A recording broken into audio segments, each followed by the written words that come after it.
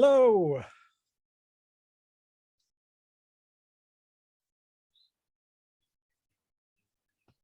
Hey, buddy.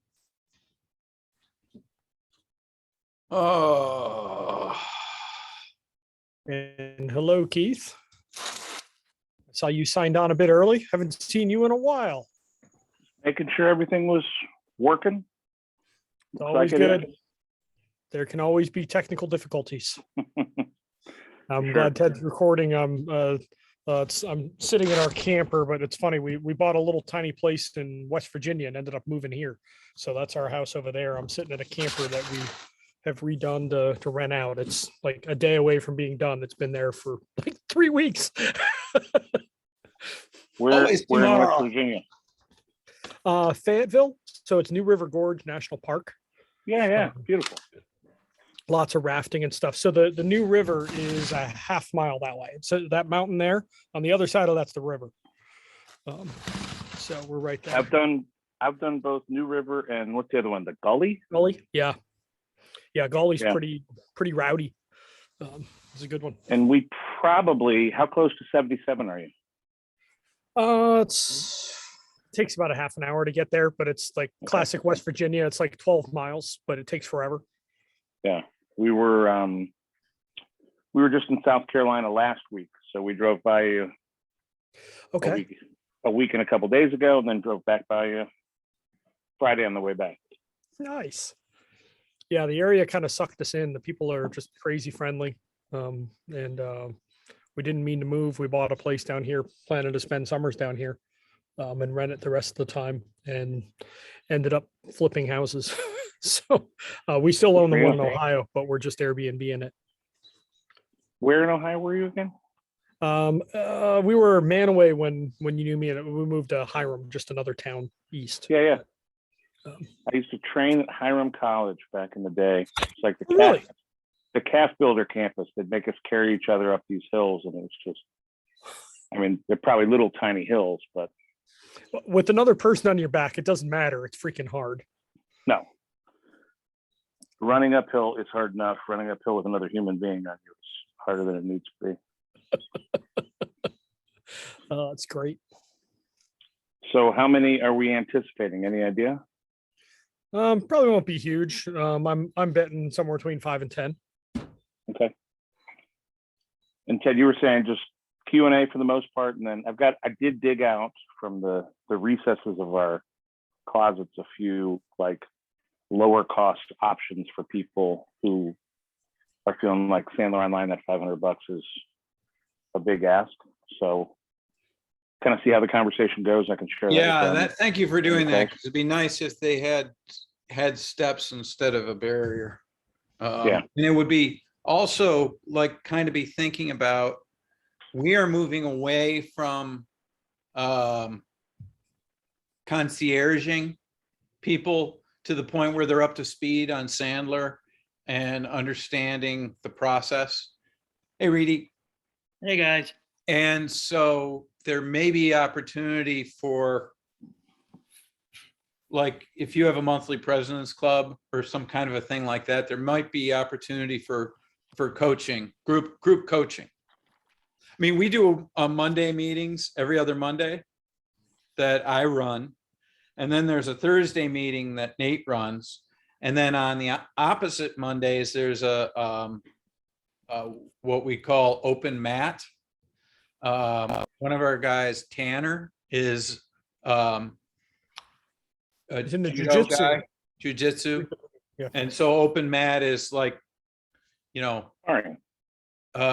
But it'd be nice maybe if they had something a little bit more structured, if they wanted. Yeah. So, hey, Reedy. Hey. How are you? Good. Everything going good down there? Yeah, it is. It's going really good. I like to hear it.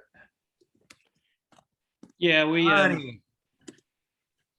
wow. We got people. Looks like Ronnie's going to start showing up probably on Mondays. Have you been watching? Oh, you haven't been watching any of that stuff, probably, have you? Reedy, What do you mean? What do you mean? like, so there's a new group of people that are making their way through onboarding. Ronnie works for Jeff, and he's just sort of made the turn to getting, you know how hard that turn is? Yeah. So, So this is Ronnie right here. yeah. Hey, Ronnie. How's it going? Good, good. I'm glad you're coming in. Yeah, I've talked to you once before, I believe. I think so. He's getting just past the meetings will continue until morale improves. It's starting to improve. Yeah. Has that beaten you up yet? That's sort of the question going around. For better or for worse. I never beat up Reedy, did I? Reedy, I ever No. beat you up? No. In a different way, maybe. Yeah, not it's a kindler, gentler Ted kid. People don't get to see that anymore. Yeah, Keith, Ted's known for not being the gentlest of human beings. So Getting No. around that bend. What's that? I haven't. Getting around that bend sometimes takes a little slapping. Mhm. When you say, Ronnie? Yeah, for sure. Indeed. I've been giving them tough love today, too. Have you? Awesome. Yeah, I had a salesman send me out to do a duct evaluation for a job that he couldn't figure out. And I went and did what I was supposed to for the homeowner, and I gave them my recommendation of what I would do, or I didn't give them a lot. I basically gave him I really didn't give him a recommendation. I told him that I wasn't comfortable with basically what the salesman had offered, and that I told him I didn't feel like he's going to have good odds of success without testing that area. And the salesman called me today, and I just sent him to voicemail. Oh, that's great. He wanted to call and ask me what I thought is what he was calling me for. Tim did the same thing with a client, actually. Sent him to voicemail. Hasn't responded. Yeah. Sometimes you got to do that. Yeah. all I have is voicemail. I have an app that I haven't finished setting up, so even if I want to take the call, sometimes I can't. I have some history with the salesman that did this. So, Okay. Last time he did it, he can see like anything that I proposed to a customer, like through our Service Titan, and basically he went out and had quoted this equipment, and I went out and looked at the duct system, or he hadn't quoted the equipment. I went out and looked at the duct system. He went out after me and quoted him equipment. Well, he decided to put the one thing I put in my option with the sale of the equipment. And I only put it in there just to test to see if he would do it. And it was like literally a third of, or not even a third, probably a tenth of what needed actually done. And basically in that aspect, I let it go. I let him do it and let it happen. And I threw a big fit about it and made him fix it, and then made him give me part of his commission. So really, I've sort of turned you into the devil. Yeah, a little bit. Okay. That's moving very fast. That is, Yeah. that's really cool, Ronnie. It's just tough love, you know what I mean? So he's gonna quit abusing the situation, I would think. Hopefully pretty soon. If he doesn't, then it's on him. Just turn the dial one volume. Yeah. Setting at a time, you know. So that line set job, that I told you about. Oh, yeah. I decided to make them go like redo the plenum and change the coil and do all this extra work for free. Oh, And- no, you throttled it up. I did. So I got to thinking about it and I was like, you know what? And then I called the install manager. I said, you know what? I'm not real comfortable. And I called that salesman. I'm not real comfortable with that plenum or that drop or any of that. And I think we're just going to have to take care of all that to make sure that it works. And Well, and based on the numbers, that probably that line set's not going to be enough anyway, right? I mean, I wouldn't that's think the right so, call. but yeah. And then I made them change the coil just to be sure. And then, like I said, the supply plenum, we took all electric out and everybody put hold in on to gas. something. Yeah, it was And we hideous. put in a gas furnace in a house. that's Horrible never had it. recommendation. Yeah, so that they claimed that's what the homeowner wanted.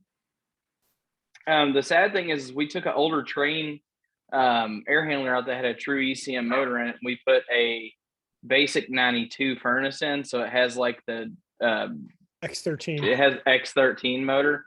So now he's got like way less airflow, and he's like, man, I just don't see why both those are 5 tons, and I got way less airflow, and he's like, it's not as loud or anything, but I really used to feel the air right here, and I was like, I don't know, you probably ought to talk to salesman about that. I don't know much about that, so. Don't take So, responsibility. Jeff, he's chasing after you. He's like, okay, Yes. enough of this coaching. I want to be the coach. Yeah. Let's do it. I'm waiting for you to go to the job and find a piece of tin that on the inside of it says that Ronnie's a dick, just like Jeff found on his. So, They already say that about Jeff. so by the way, Not- Keith, we are this is R rated, so you're good. It doesn't matter. I'm Whatever not gonna rating fit you in. want to take it to is fine. Well, it can be. So if swearing is helps your answer, knock yourself out. So it's Sandler usually never better in swore. spice. What's that? I don't think Sandler ever swore. You're David right. H? Yeah, I can't remember. Did any of you guys ever get to meet him? No. Did you? I did. Oh. So my old man started 87 and I was in college. So probably, I don't know, this is before half you were born, so I shouldn't tell the story, but whatever year it was. I'm home on a break for college, and he had a big, huge bus to go to Pittsburgh to see Sandler live. And he didn't have enough people. So he was like, Keith, you can come with me. I'm like, I really don't want to go. And probably 2 months before I had gone in. So I got lucky. I played soccer in college like 100 pounds ago. And I had decent academics. So they were paying for almost everything. Mm. And I went to the cafeteria one day to get food. And there's like this bong. And they're like, oh, sorry, you got to go to the bursar's office. And I'm like, what's a bursar? So I go over and I had like a $500 bill. That was it. That's all I had to come up with. And it hadn't been paid. So I pulled out my own credit card. I put it down. I paid my $500. I went back and I had lunch with my friend. And so like 2-3 months later, I'm sitting there with my father and a bunch of his little cronies driving to Pittsburgh from Cleveland, which is only like 2.5 hours, to see Sandler live. And he was the most naturally charismatic guy you've ever met. If you ever listen to Sandler live and talks about, oh, is that your selfish on the wall? I mean, he could figure out how to read people and what to say and what to do. And within 30 seconds, he knows I'm pissed off because my old man had a decent business. He sold it and he's struggling in this Sandler thing. And he's like, you don't like me very much, do you? And I said, I'm sorry. And I knew enough as a 20-something to just be respectful to a man who's older than I am. And he's like, I can tell just by your body language, you're not mad. You pissed off your father's in this business? Is he not doing well enough? Is he not supporting you? And I was like, wow, how does he know this stuff?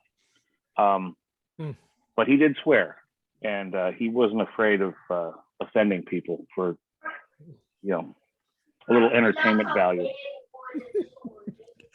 Well, Ted and I love the one moment. I don't remember even what tactic he was using, but he starts making It's audio, but you can hear him hitting the chalkboard with "I'm doing it to you. I'm doing it to you." Right. And it's just one of our favorite moments. So. Funny. Well, thank you very much for coming tonight, Keith. Looks like we have pretty good showing. I imagine there'll be other people making their way in, because on these Monday meetings, a lot of times this is about the time people make it home. But there were a bunch of guys when I mentioned that you had a couple of things for them that they could help them with their Sandler.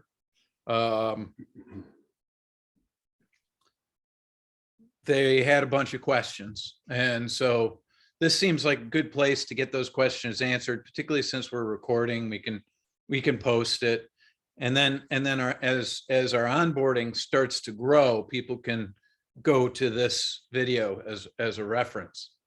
And before we get into any of the questions, my girlfriend is reading Can't Teach a Kid to Ride a Bike right now, which is very interesting because on some of our longer road trips, I've listened to some of the old Sandler tapes, and her observation was you should have people read this book before they listen to the tapes, because if they don't have sort of an understanding of Sandler, he might be a little bit abrasive.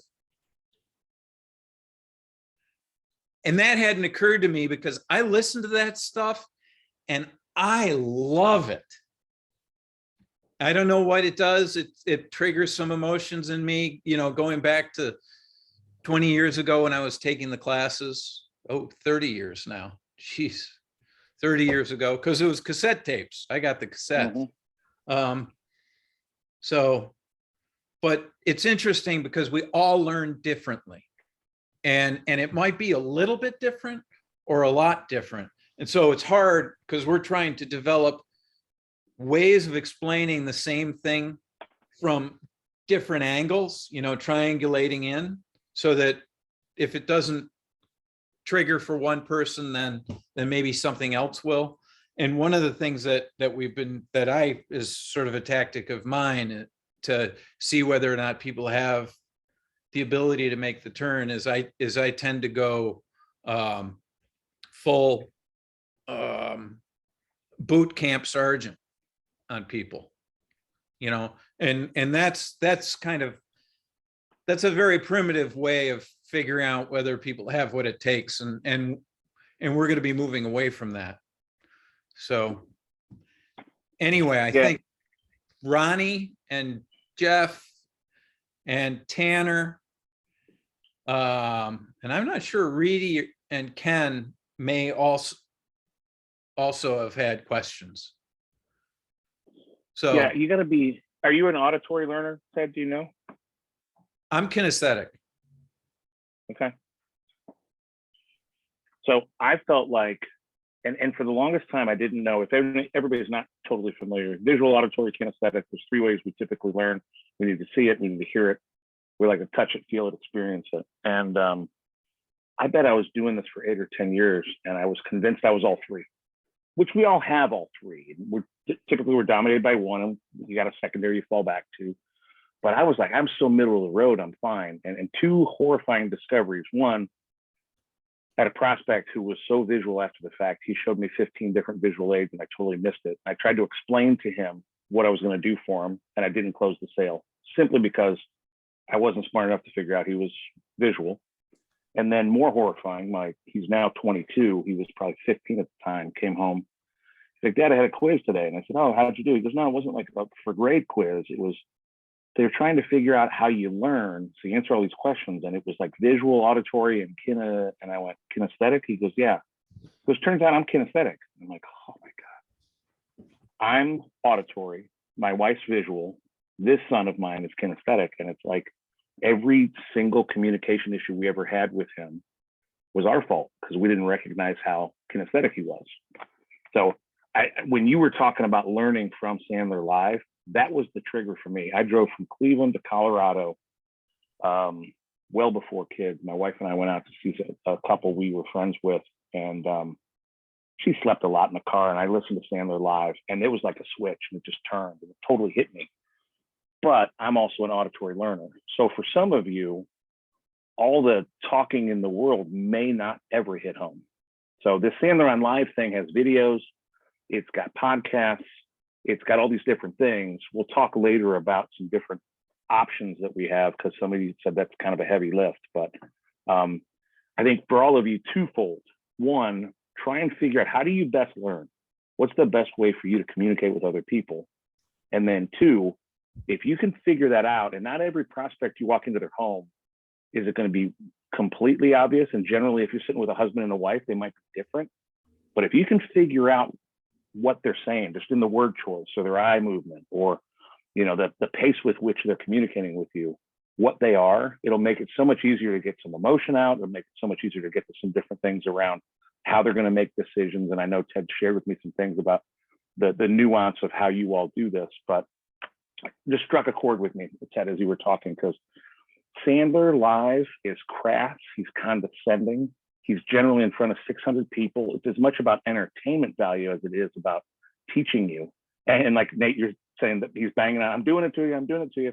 He would laugh at people after the fact because they didn't see he was just using what he had been teaching them for whatever period of time, and it was still working. Yeah. So most of us, depending on your geography and where you are and who you're dealing with, you probably can't talk that way. You can't be that pure. But if you take everything he taught us and you make it fit your personality and your market, man, it's crazy. It's crazy how good you can get at getting people to do things that they didn't necessarily think they were going to do walking in the door. So yeah, I'll shut up. I talk too much. That's a perfect framing, I think, Ted, for our conversation. So I'd love to hear whatever questions you might have or anything you're bumping into. And before we wrap up, I'll kind of give you some different options that are a little bit less of a heavy lift. Well, one quick comment I want to hop in for. So Keith, in building it's the key piece of HVAC 2.0, which is called the Comfort Consult. It's paying money decision a couple of times, and you're going into the house and trying to figure out what's going on. But in structuring it and writing it, and my Sandler is still very imperfect. It's amazing how hard of a craft it is to learn, but I did my best to build it in there so that if someone just goes out and runs the script, they're going to do Sandler even though they don't understand what they're doing. But it's the next steps after that that are hard. And then the step before, which is offering people either a free quote or the Comfort Consult as a paid service. And so that's a lift to get people there. But I think Reedy's doing the best with it right now. What are you, about 30% Comfort Consults, Reedy? Yeah. Mm-hmm. So that's the possibility, which is kind of wild that 3 out of 10 are choosing to pay to get a quote, essentially. But in any case, I just want to put out there that we've tried to build it into the scripts that we have so that people do Sandler even if they don't realize what they're doing. Or at least they have bumpers on their bowling alley. Yeah. So, Reedy, why don't you go ahead if you had some questions for Keith? Okay, this might seem a little stupid, but I'm going to say it anyway. He's doing it to you. He's going not okay, guys. If you're not familiar with this, he's intentionally going, oh, shucks, I'm not sure. I may not be smart. It's me tapping the board, Nate. I don't fully understand what is meant when the word reversal is used. Like I say, it might seem simple, but I don't know. I don't know what it means. I second. So I happen to sit, I'm at a golf outing today. I got a buddy who unfortunately has a very good friend who passed away in a helicopter accident. So they got a fundraiser every year for the Catholic school that they all went to high school. And sitting around after the fact, and I'm letting these guys know I got to head out. I'm having this conversation with all of you. And I got a guy who's like, I don't know if he's a month or a week or 6 weeks in to some Sandler training through his organization, medical sales, or pharmaceutical or something. So they're doing Sandler with some guy out of, I don't know where, Philadelphia.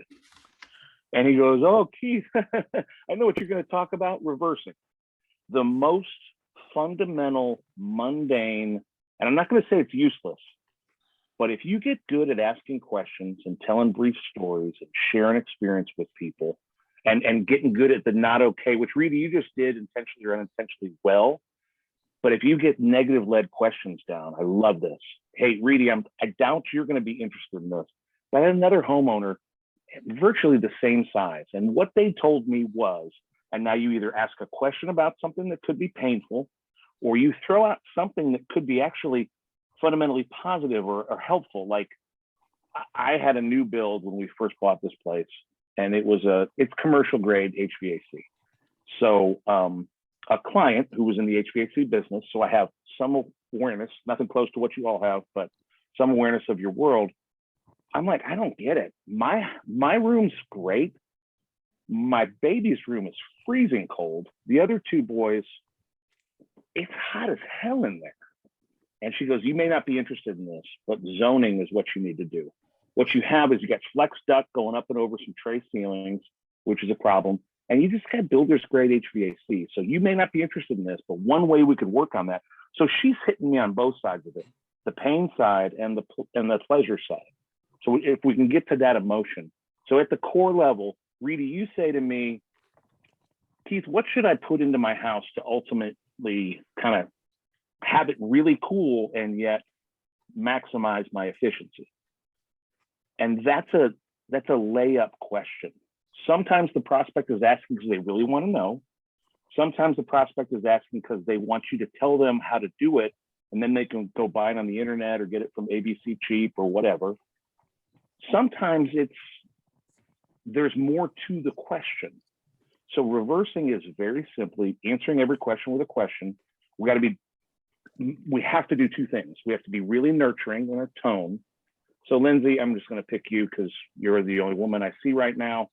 I'm guessing if I talk to you, and this is a generalization, so curse me over the phone or send me a hate chat, whatever, but I'm guessing when you talk to people, you have kids? Yes. How old are your kids? Well, my makeup's running down my face right now. 6 and 10. So boy, girl, what do you have? Boy and a girl. 10-year-old is a girl? Just guessing. Boy. Okay. He, how would you generalize your son? He's a thinker. He's easygoing, really calm, neat. He's like me. My daughter's the complete opposite. Totally emotional. Hot mess, full of life, all over the place. Anybody want to take a stab at Lindsay's visual, auditory, kinesthetic, just based solely on her description of her son and daughter, or your speech pattern? Do you know what you are, Lindsay? I have no idea. Yeah, I'm curious. Someone, come on, Jeff. You know me best. Auditory. Interesting.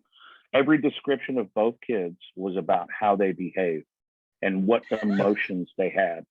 So that screams kinesthetic to me. I could be wrong. Your speech pattern wasn't like super slow and drawn out, but you did have some visual, like short, quick to the point kind of pacing. But the only reason I brought you up is because as a woman, they say fundamentally, and it's weird because I'm looking at y'all and my camera's up here. So if I'm looking at you making eye contact, I'm looking at my camera. But when I'm listening to you and hearing you, I'm looking down here. So hopefully it doesn't come across like I'm inauthentic or I'm not paying attention. But you've got to be nurturing. Reedy, when somebody asks you a question, if you said, hey, what should I do in my house? How do I like get this set up the way I should? If you said, why do you want to know? You're done. You offended them. If you said, glad you brought that up. That's a great question. Tell me a little bit about what you've done historically or what kind of problems you're having today. That, the nurturing and that bit of a softening statement. You literally can say anything. Glad you asked. Happy you brought that up. I get asked that all the time. I've never been asked that before. Just do me the biggest favor you can. Don't fall into the Sandler trap of good question. Why do you ask? Because everybody says good question. And if you say that 2 or 3 times to a person, it's totally inauthentic and they don't care and they're not liking you. So why do I want to reverse fundamentally, Reedy? I want to control the conversation. The person asking the questions is doing that. The person talking is losing the audience. The more I say stuff to all of you, the more you disqualify me as a viable whatever, partner, solution finder, somebody who can help you. I need to stay on the prospect. So when they throw a question at me that could get me talking for 5, 10, 15 minutes, and I'm doing it right now. I'm doing the opposite of what I should be doing. I should have said, Reedy, tell me what you know about reversing and what, if any, issues have you have, or why does that feel like a disconnect for you? And then you would have given me 15 more minutes of detail. So if you can, and it's so counterintuitive because at every stage of our life, every level of our education, we've been brainwashed into saying, answer questions, tell them you're smart, show them how to do something, get a good grade on a test, oral exam, write it out in a paper, whatever. So I'm auditory. I talk too much. I try and catch myself all the time, but reversing at an elementary level keeps us from spilling that candy in the lobby, if you've heard that rule. When you walk in the door and say, you need this, this, this, and this, and it's going to cost you $7,000, you're done. And you have no emotional tie, and you have no understanding if they're actually going to do any of this stuff.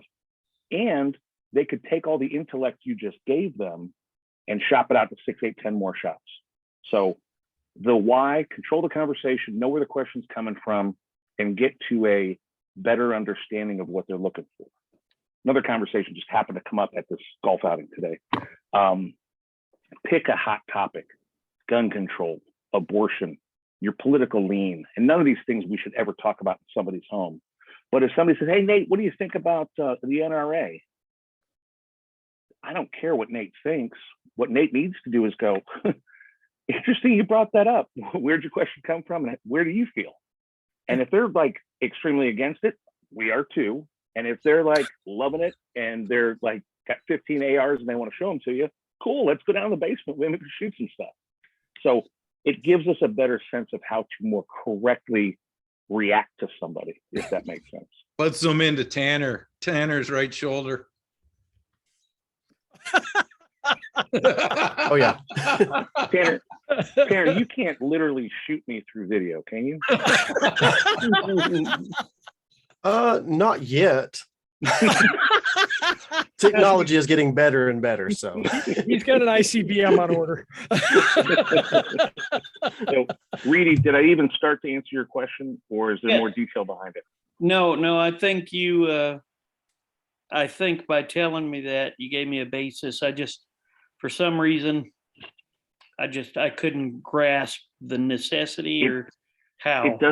It doesn't compute because it's not how we live our lives. Growing up, if mom or dad said to you, hey, what do you want to eat? And you went, what do you think I want to eat? They'd smack you in the face. If in the 3rd grade, they said, hey, who was the 3rd president of our country? And they said, why do you want to know? We'd fail. So we're hardwired to give people information, and that's great. But the way I think Ted's demonstrated to me, you guys actually do this, get paid to have somebody come into your home, get paid to show them what's going on, and then educate them at the end. They will know you're really good at what you do based on the strength of the questions that you ask. Not this, like, we're timeshare people. We were just on vacation. And if you hate them, fine, I'll take it back. I'm not a timeshare person, but we love them. And they said, hey, there's some changes and there's some this and that. And they offered us $250 to come sit in a 90-minute thing. And this guy was the biggest jackass I've ever met in my entire life. Lindsay, I apologize if jackass is bad, but Nate told me it was like R-rated.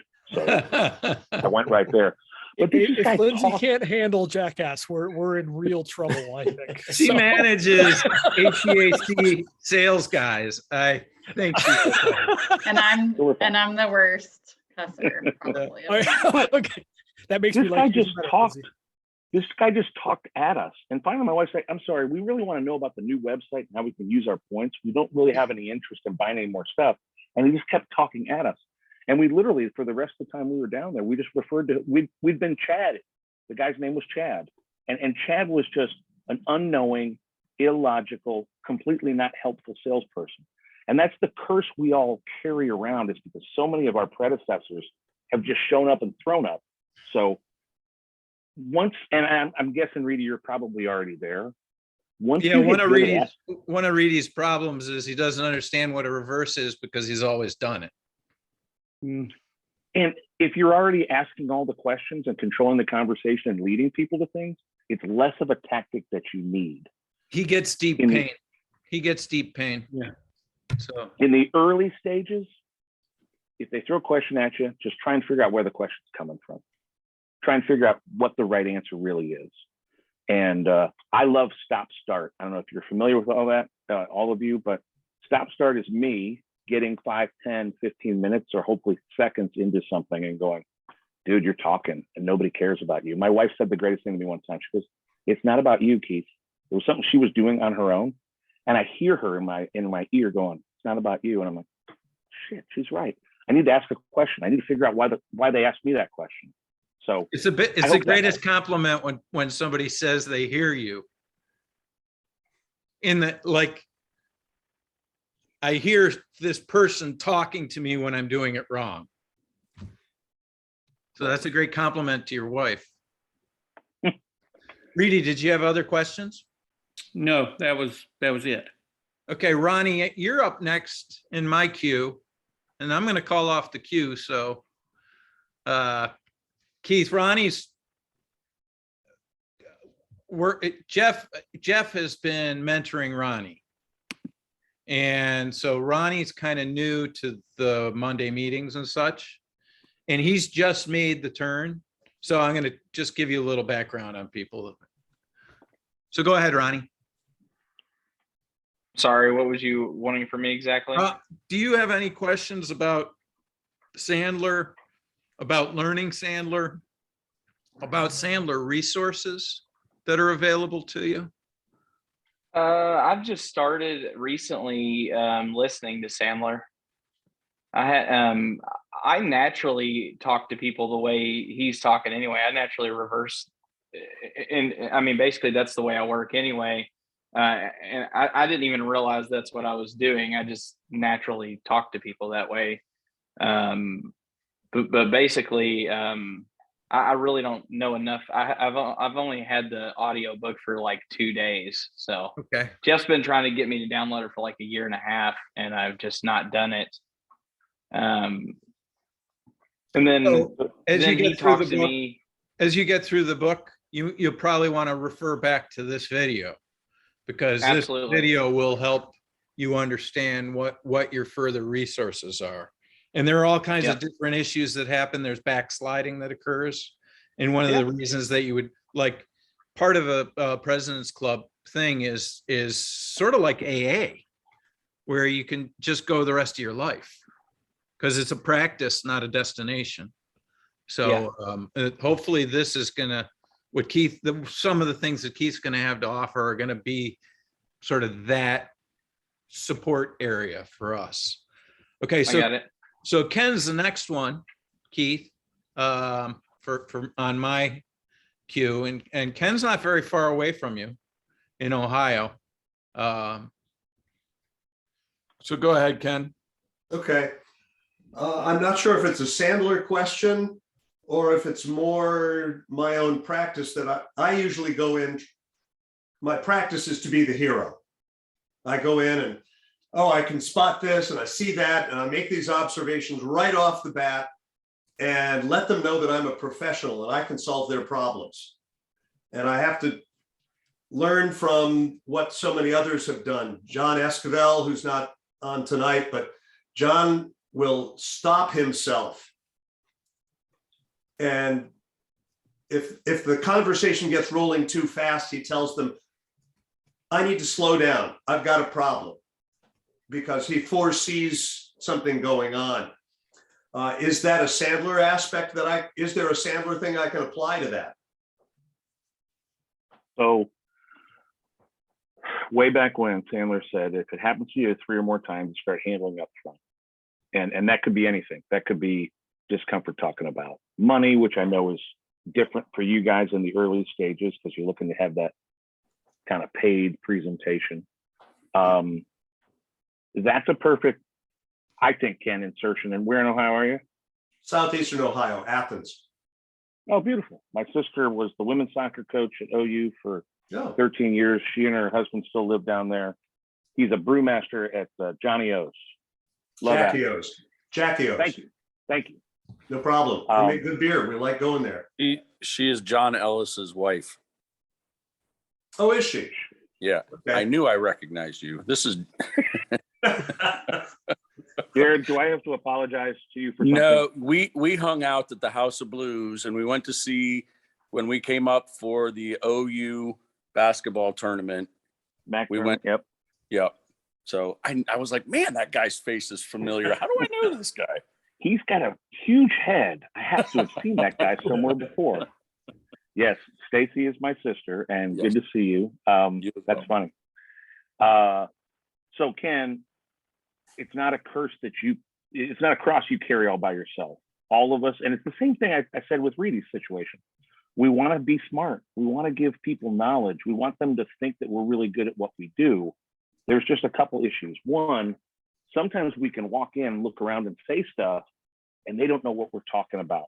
And that makes them feel less okay and inadequate. And two, like I said with Reedy's question, sometimes we'll walk in and say, hey, you got to do this, this, this, and this in an effort to show them how bright we are. And they take that information and then they go find somebody else to do it for less, or they bid the thing out. So your counterpart you were talking about, I think there's some Sandler in that.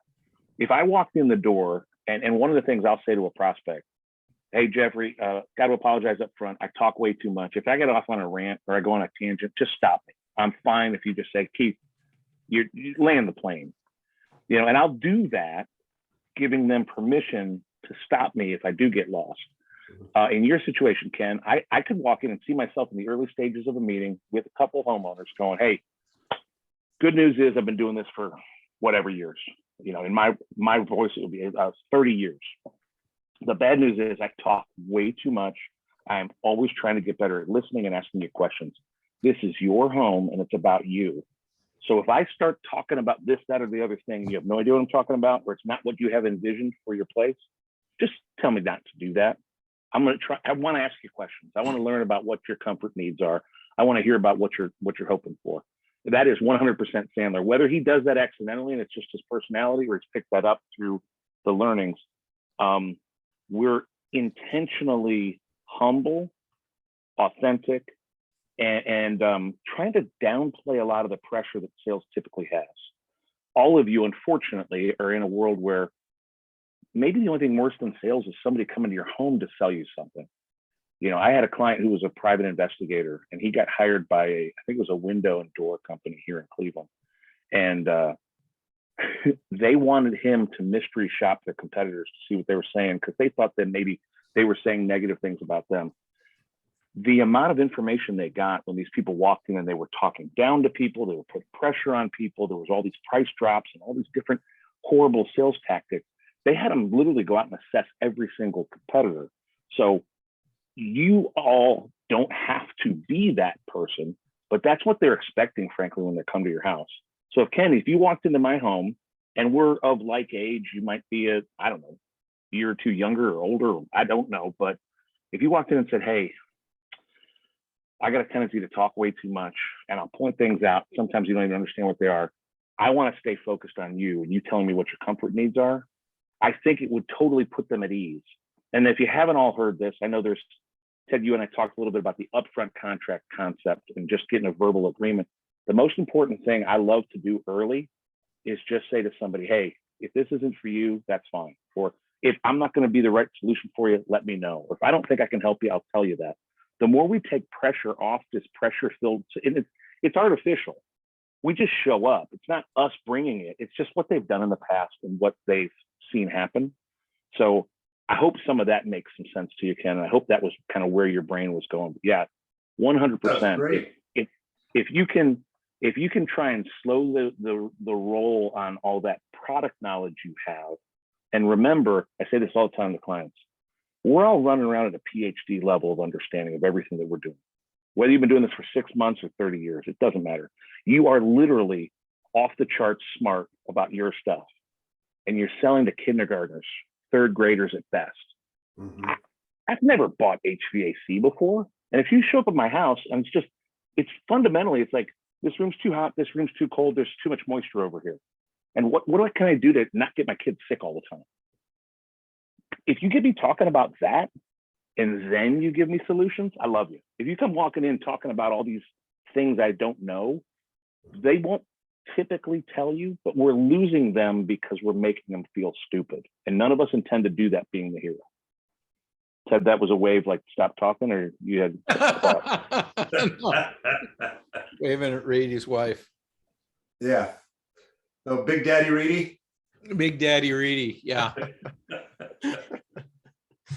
That was great, Keith. Thank you. You bet. Thank you. All And right, Jared, thanks. Tanner. Good to see you again. Tanner's next on my list. Yeah, I've actually got a couple of things to kind of, I guess, piggyback off of what Ken asked, especially with kind of what we do. And there's a very common tendency, and it's a difficult thing to kind of keep down of when you're talking to a client of if they start bringing up either things that competitors have offered or things that competitors have done. We as a technician mind want to go, well, let me tell you why what they're doing is shit and why what we can do is way better. And so there's kind of this weird tendency of people feel very prideful in them being able to do a lot better job. And so my question would be, in that regard, would you say that there is a time and a place in order to not necessarily, I know you don't want to just bash the competition, but is there a time to kind of be like, this is why I'm great? And I would assume it would be in the presentation compartment, but is there a decent way to kind of portray that, or is it something to kind of stay away from? Yeah, great question. Tanner, what in your life are you passionate about? A lot of things. I guess HVAC would be one of those. Anything else? HVAC, jiu-jitsu, guns, tactical training. Let's go guns, because that's a Okay. hot topic. I can't crap on HVAC because everybody's gonna hang up the call. If I walked into your home and I saw the guns on that gun rack behind you, and I said, man, there's no reason you should ever have a gun. What are you gonna kill somebody? How would you feel?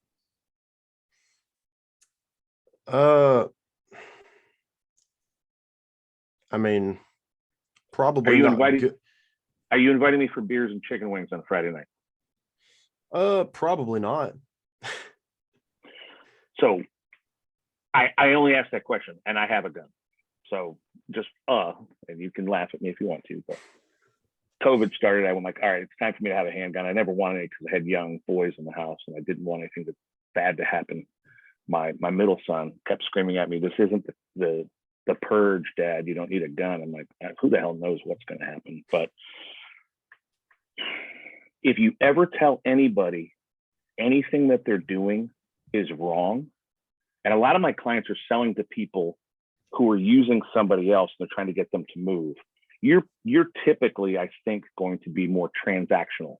They're going to buy something they haven't bought before. It's been a really, really long time. They're either going to buy from you or somebody else. So maybe they're not as emotionally attached, but if you ever tell somebody what they're doing is wrong or doesn't make sense, or you think that they shouldn't be doing that, especially somebody you don't know who doesn't trust you, they're going to run as far away as they can in the opposite direction. So if you heard from a prospect that a competitor said, hey, I really should do this, if you can get in the habit, and if you know your competitors, and hopefully we all have a good understanding of our competitors, if it's a garbage shop, if it's some guy in a truck and like he's getting sued left and right, I would never say he's a really good shop or he does nice work. If it were a reputable company that you go up against a lot and sometimes you win and sometimes you lose, I wouldn't discourage you to say, and same reason I was talking about with Ken's situation, oh yeah, they're good people, or they do good work, or they're really active out here in the marketplace, or I bump into them a lot. And then ask them the question, kind of like Reedy's situation, how did you feel about their recommendations? Or what did you think when they shared that with you?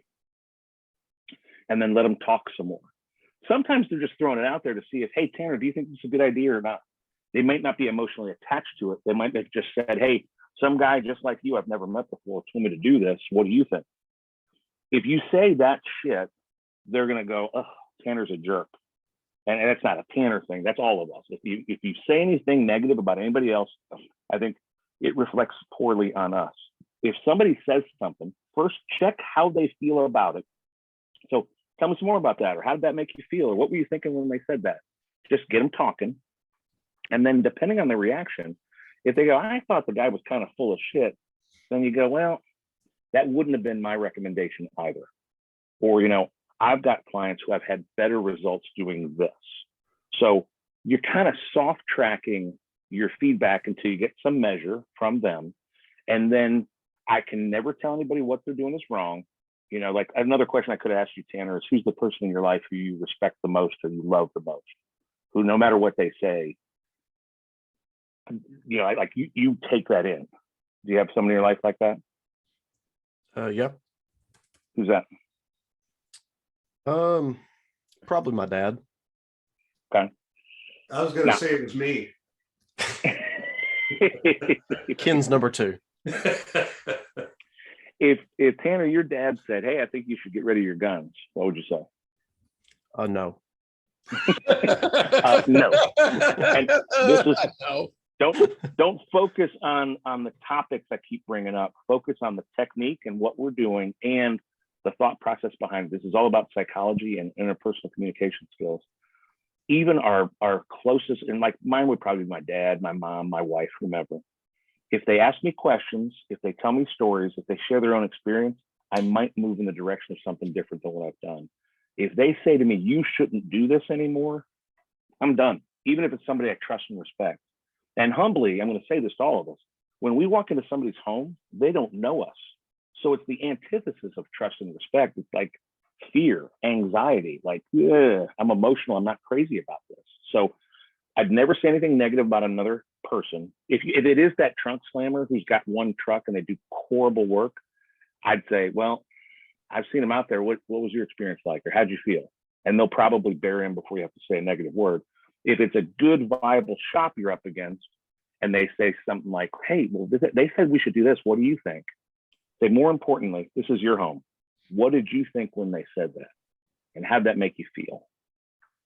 And then if they have a negative feedback, share a story. I've got other clients, homes your size, they've had much better experience doing this or that. So I never tell anybody what to do. It's questions, it's little third-party stories, and it's figuring out where their head is before you throw that at them. Reedy, you're seeing these as reverses, right? Those are reverses. Head, you're not supposed to tell them what we're doing. Sorry. I'm just like, That was a failed attempt at humor. I apologize. It's like you said, I see it. I was doing you it. just hadn't had a label on it. So that's why I'm helping label it. Yeah, I appreciate that. Hey, Keith, can you repeat that? Questions, third-party stories, and? Questions, third-party stories, getting people to their own logical conclusion. Any of you who have kids, Lindsay, you shared 6 and 10. If you tell your 6-year-old, don't ever do this, I think every bone in their body is going to want to go do it.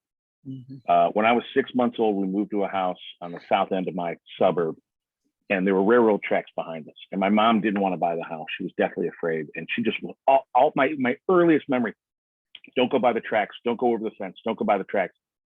I wanted to figure out what kind of Shangri-La was back there. Like, what kind of candy factory? And are there little like gelfs? Like, I get like, there's got to be something amazing back there if my mom's that adamant about me not going there. Totally counterintuitive. What she wanted to do is save me from getting run over by a train. All I wanted to do is go over there. So, and again, those are people that we trust and respect. So, Tanner, I hope I answered your question. You said you have a couple. So, Yeah, that definitely did. In which, just to kind of hit it just a little bit more, because I guess I'll kind of play devil's advocate here, because like I completely understand what you're saying, and it got my mind thinking there.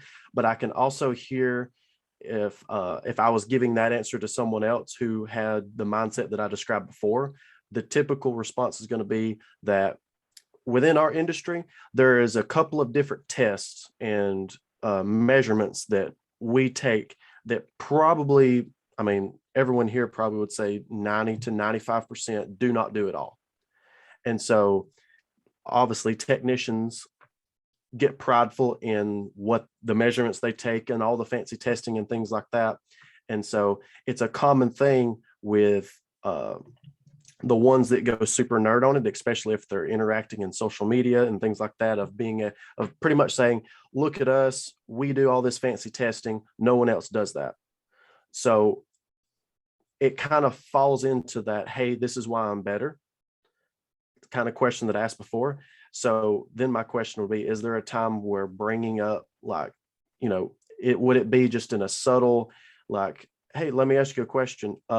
When competitor A, B, or C, was discussing your problem, did they offer doing testing blank or testing XYZ? Is that like a viable way of bringing that up? Or the only gentle massage I would do, and Ronnie, that's a good looking dog you got. The only gentle massage I would do there is, rather than asking that verb-led question, did they or would they or have they, ask an interrogative-led question. Totally get where you're going, makes sense. What kind of discussion did you have about XYZ test? Because now they're going to have to talk. Verb-led questions get us yes or no answers. It's impossible. If I said, Tanner, what's your favorite sport? You can't say yes or no. It's impossible. You have to talk. You might still be tight-lipped and say football, but that's the only gentle massage I would make. And as you were talking, I like your response a ton. I also thought about things like, I hear that a lot, and that's kind of, if I can say this without getting you upset, 95% of the marketplace will come in with all those tests and talk about them. Most of them won't hit A, B, and C. And now you're throwing that out. You're a little bit of Ken's brainiac, but you're more planting that seed of doubt about why didn't they share that with me, or why didn't I hear about that from the previous folks that visited their home, if that makes sense. Yeah. So just don't say anything negative about competitors. Just ask them questions, or like Nate said, tell brief stories. I had another homeowner, virtually the same size home, and what they told me was, well, because now it's not your idea. It's not the salesperson trying to shove it down their throat. It's coming from them, from the mind of somebody who's just like them. And it's so subtle because you're telling them it, but it doesn't feel like it because you're sharing that quick story. Well, Keith, that brings me back to ego and the experience share. You never tell somebody what to do. You tell them what you did when you were in a similar situation and what your thought process was, and they take what they want from you. There's a really cool protocol out there called Gestalt, where you never tell somebody what to do or what you think they should do. You share experience, you share stories, you share background, and it totally aligns with Sandler. Because again, this is the first time they've ever met you. You could be the best bonding and rapport person on the planet. They're just starting to get comfortable with you. They still don't know you. They don't trust you. But if you get them talking, the more they're talking, the more they're loving you. It's that, Ted, you said great listener, or Nate, one of the two of you said it. If you're good at listening and asking insightful questions and being curious, people get engaged by that. Tanner, you said you have more? Yeah, 70-30, exactly. Everybody familiar with that one?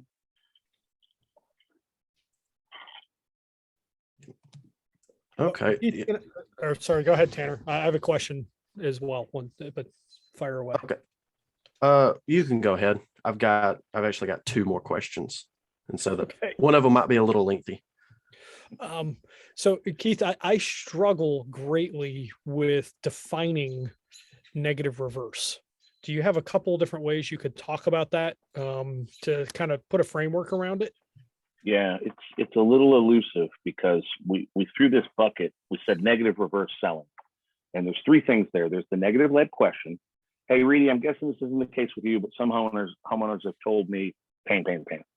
Or, hey, Jared, I'm sure this isn't the case with you, but on occasion in this area, the county that we're living in, I've had people share this frustration with me. So I can ask a question as if they don't have the problem, intentionally, nicely, that nice nurturing tone, knowing full well they're going to come back and go, oh my God, yeah, I do have that. And it gets them to the same your situation where you want to be the brilliant person, but it's not by you talking to them, it's you asking the question. So that's one piece of negative reverse selling. Two, is reversing, which we talked about at length, I think, with Rita's question. And 3, this is probably the most elusive question or technique of Sandler, stripping line. Stripping line by definition is doing the opposite of what they expect you to do. So if any of you are old enough and actually watched Seinfeld, this is the episode where George is like, everything I've done in my life has turned out to be awful. I'm going to do 180 degrees opposite of what I think I ought to do. So you walk into somebody's home and they take you upstairs and it's really hot in a given room. And they're like, do you feel that? It's awful in here. I'm like, yeah, it feels, and no sarcasm. You can't be sarcastic if it's stripping line, but I can definitely tell a difference from downstairs, but I've been in a lot warmer rooms than this. That homeowner is going to come back and go, are you crazy? It's awful in here. I can't sleep. I'm sweating all. So when you tell somebody a problem, they either share with you or something that they're telling you, it's not that bad, and really nice, gentle, nurturing tone. So Ted says, Keith, I'm having a real issue with airflow. Ted, I'm standing here. Everything coming out of this event feels pretty good. You know, what kind of, how does that manifest itself? He's going to now come back with more emotion and tell me that much more. So there's this concept of a pendulum. Those are the 3 techniques: negative led questions, reversing, stripping line. The idea is you're pushing people nicely, gently away, hoping they come back to you and give you more emotion. Or when somebody's saying, I got a real problem here, you're going, don't ever tell them they don't have a problem or they're wrong. Just nicely, gently going, I've been in a lot worse rooms than this. And then they're going to come back and there's going to just be that much more emotion. Does that help, Nate? Yep. Sorry, I had to get done. I'm taking notes. So Oh, that good. sounds important. I'm going to write that down.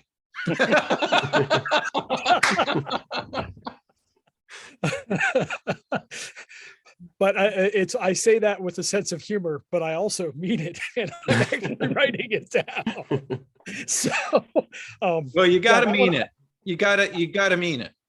Yeah. When you say this, when you say this stuff, you got to mean it. So you got to find a way to really give a shit, because otherwise you don't give a shit.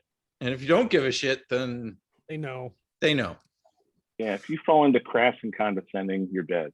If you are that empathetic, humble, curious, like, I want to help you out here, they love it. There's nothing better than somebody who's engaged in us and wants to care about us and listens to us.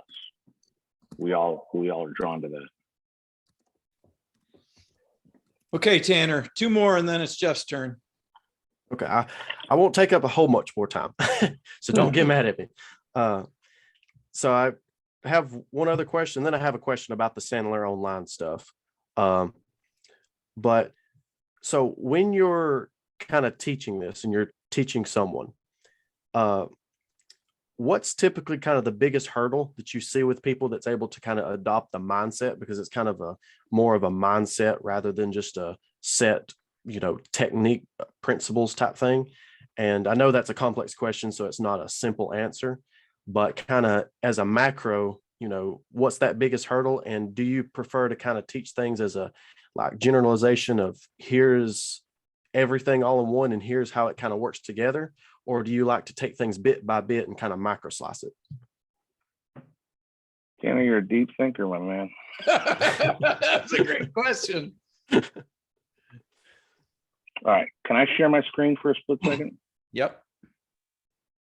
And the slide I just grabbed is the wrong slide, so bear with me while I do this and then back up the train a couple of, I'm gonna set share. Okay, so hopefully you can all see this okay. Tanner, your question is a brilliant one, but it's going to depend on each one of you.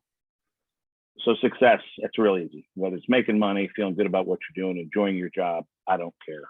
Pick your own definition. We need some balance between these 3 things. Behavior is your activity. I have no idea about how you all do this. If you're getting leads all day long, I'm imagining you're not cold calling somebody, hey, you need an air conditioner, hey, you need a furnace. But behavior is the activity to go and make sales happen. Attitude is my belief systems. fundamentally about me, about money, about getting people to make decisions, everything that goes on. And then technique is a lot of what we've been talking about tonight, and most of what you probably get from the Sandler terminology and thought process. So Tanner, your question, and it's a cool one because stop share. There we go. It depends on my student. It depends on where they are in their career and their kind of journey, if I can say that without sounding cheesy, and then where they need help. I might have a really seasoned salesperson who does really well, but they got to drop price every time they need to close. That's a twofold problem. That's an attitudinal issue around money. They probably buy cheap and they probably shop around a lot. And two, it's a technique issue. How do I get them more comfortable talking about money up front? And I know, Ted, you said that is different for this group, but with each individual, I think you start with getting a cursory understanding of what Sandler is all about. And then for a lot of people, it's experiential learning. If you guys are all getting on these calls with frequency, and you said jujitsu, you learned basic techniques, but then you sparred and you practiced and you did repetition. If you can get that same sort of muscle memory into Sandler and questioning techniques and the different stuff that we're talking about, that's going to become a lot more regular. Ted alludes to President's Club, which is this age-old thing where somebody would come in, literally in my world, they'd buy a lifetime, and they'd come in week after week after week.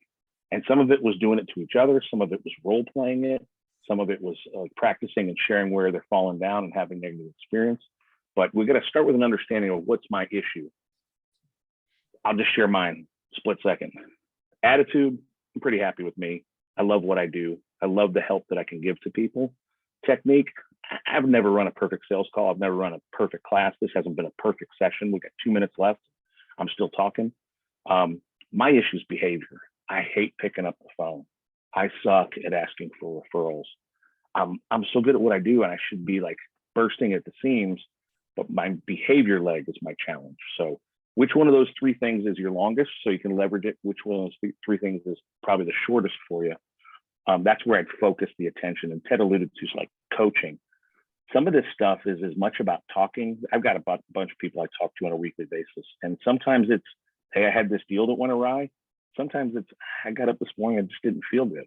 And I want to talk about it, because we all need that kind of attitudinal support.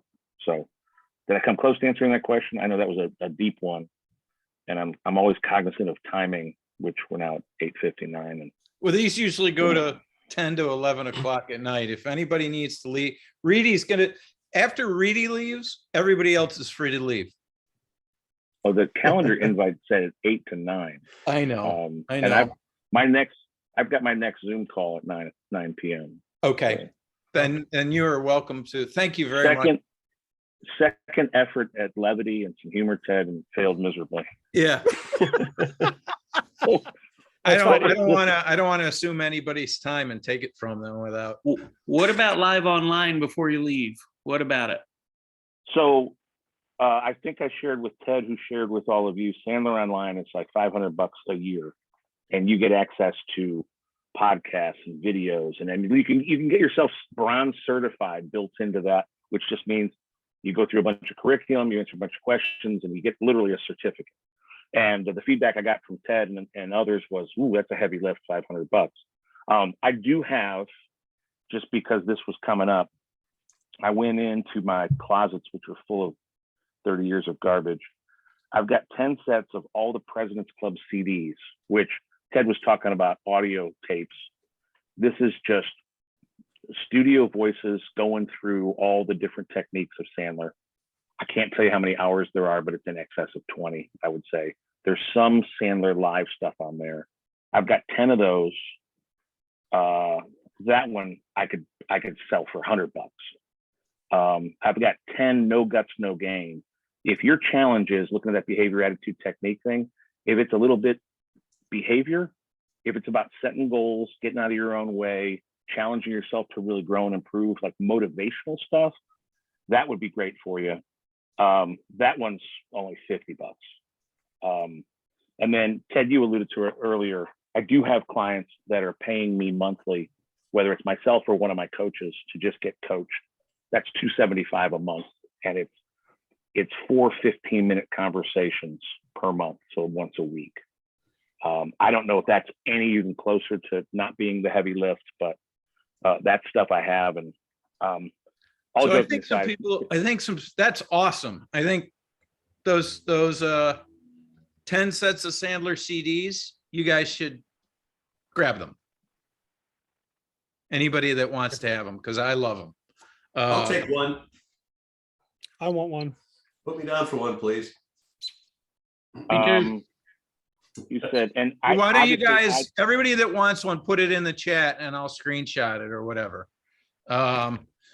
But I think there were also questions about the $500, what that meant. And there was some limitation on bandwidth, which caused, like, we had a meeting, a whole bunch of guys wanted to sign up. And then there was the bandwidth question, which ended up being like, okay, so what does that mean? They don't want to sign up for it and run out of bandwidth like 1 week into the month. help me understand bandwidth. What do you mean? I can't on the so on the actual form that I have pulled up here, it says overage charges with the additional bandwidth is $3 per gigabyte. So that was actually on the form that we have to sign up with. So the concern and question is yeah, that you had someone send, because someone else sent it, that you referred to send it over to us. I've never heard those words ever. So Hey, it's right here on the Sandler Online Sales Concepts form that we have to fill out to sign up.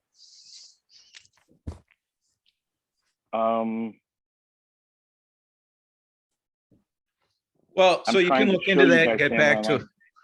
Yeah. Can you show us that or no?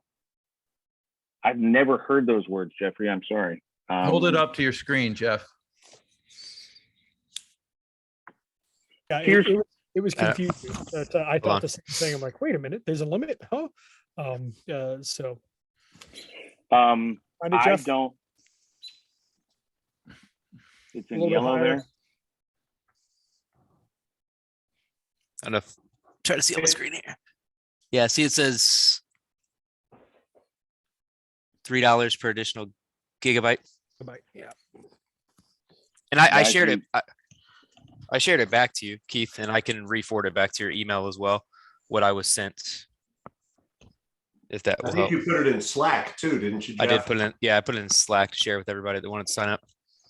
Here's what, I mean, just to get you a feel, I don't have any idea. I don't have Sandler Online customers that are just buying Sandler Online. I have clients that I'm doing training for, and we're using Sandler Online as just like a tool for them to get additional learning outside the classroom. But you guys, if there's a bitch I have about Sandler Online, there's too much content and it's overwhelming for people. I'll find things that I want to share with a client or like use for a class. And if I don't bookmark it, I won't be able to get back. There is zero limit to what you can be doing. I got to look at my own enrollment form because I don't even know what that's saying.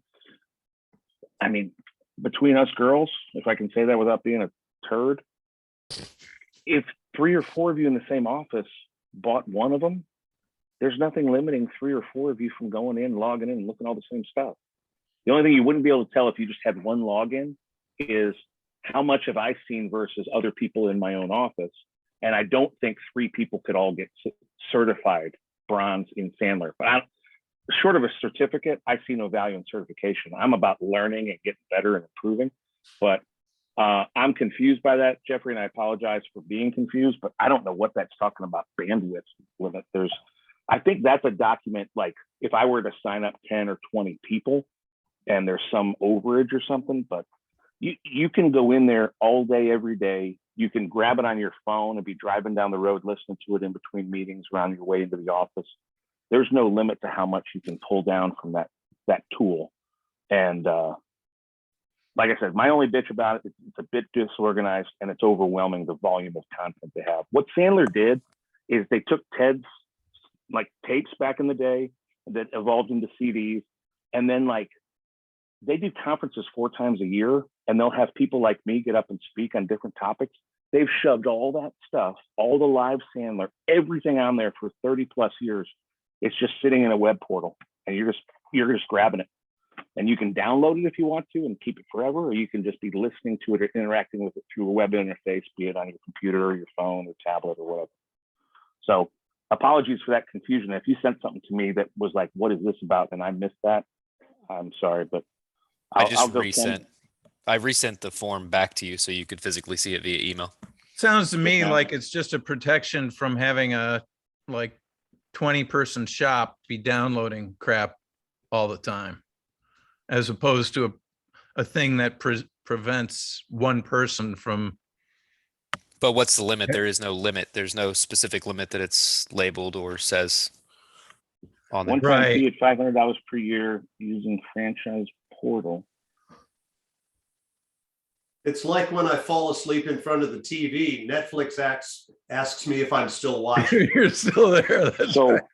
Jared, don't tell anybody, but I am using Stacy's. I don't remember if it's Netflix, one of hers. She uses like 3 of mine, but no, that's what we're doing there. There's tiered pricing if you get to big numbers, and then they're trying to say, okay, it's $500 per person. If you do more than that, I think that's my built-in scare tactic to try and do what I was just describing. I mean, if Ken had 4 people in his office and you guys bought one, I have an HR lady at one of my biggest clients, and she's like, what's this Sandler Online all about?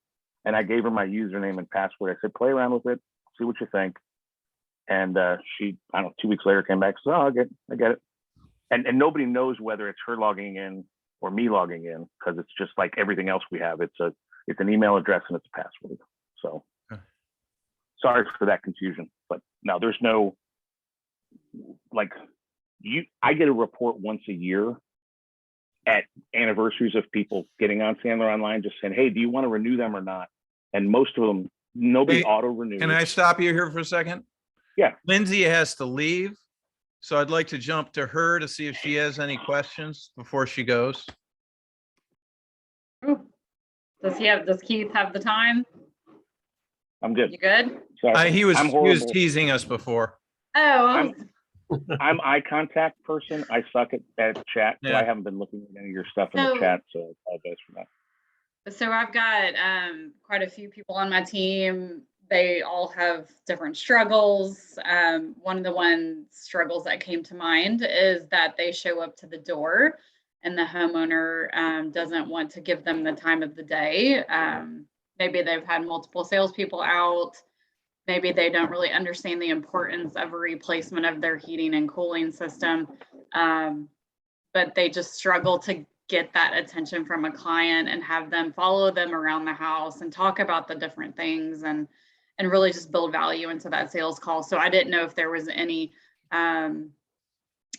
ways to word it to gain attention from homeowners, to capture their attention and really like drive home the importance of them being a part of the whole call, not the call, but like the whole thing, the whole event.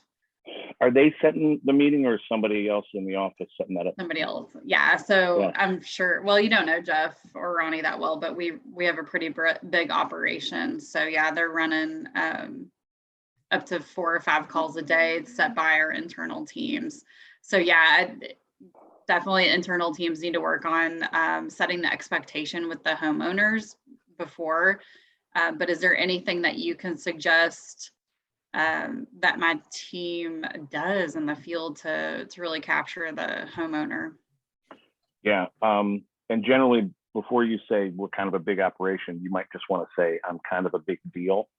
I think that was, I'm not 100%, but I feel like that was, what's his name? The anchor man. Ron Burgundy. Ron Burgundy. People, Sorry, I didn't mean to People- sound that way. It's just, people know me. I am kind Yeah. of a big deal. it's hard to, I guess what I mean by that, because I came originally from a really small shop. My dad owned a company in Louisville, and it's easier to control the situation when you have a smaller shop, and that's a good thing. When you run a bigger operation, it's really hard to control the experience And so I don't know. I'm just trying to do everything I can to make my guys have a good experience and the homeowners and capture more sales too. So this is multifaceted. This isn't me. This isn't me reversing. This is me being real.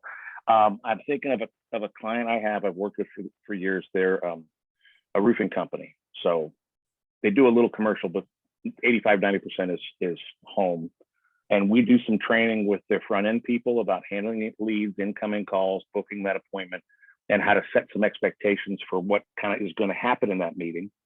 And then we work with the salespeople when they show up, because they'll tell me all the time, even pre-COVID, like sometimes you show up and they're like, oh, let me give you a tour. And they're walking around, they're letting in the attic. Other times people are like, they won't even open the door, or they'll step outside and they'll want them to write up a quote, like standing in the driveway. So there's some nuance to how do we help the salesperson either overcome that uncomfortable piece of the interaction, or like just be able to, it's Ken's topic, but a little bit different. Like, hey, apologize if you're like a lot of people I talk to, you know, I might be the third, fourth, fifth person. The last thing you probably want me to do is come into your house and walk around. I can't really get you what you need unless I have a good understanding of what's going on within your home. You know, could I get a little time to go in, look at some things? And if you want to walk with me and talk with me, great. If you want to wait, have me look around, and then I'll come and ask you some questions afterwards. That's okay too.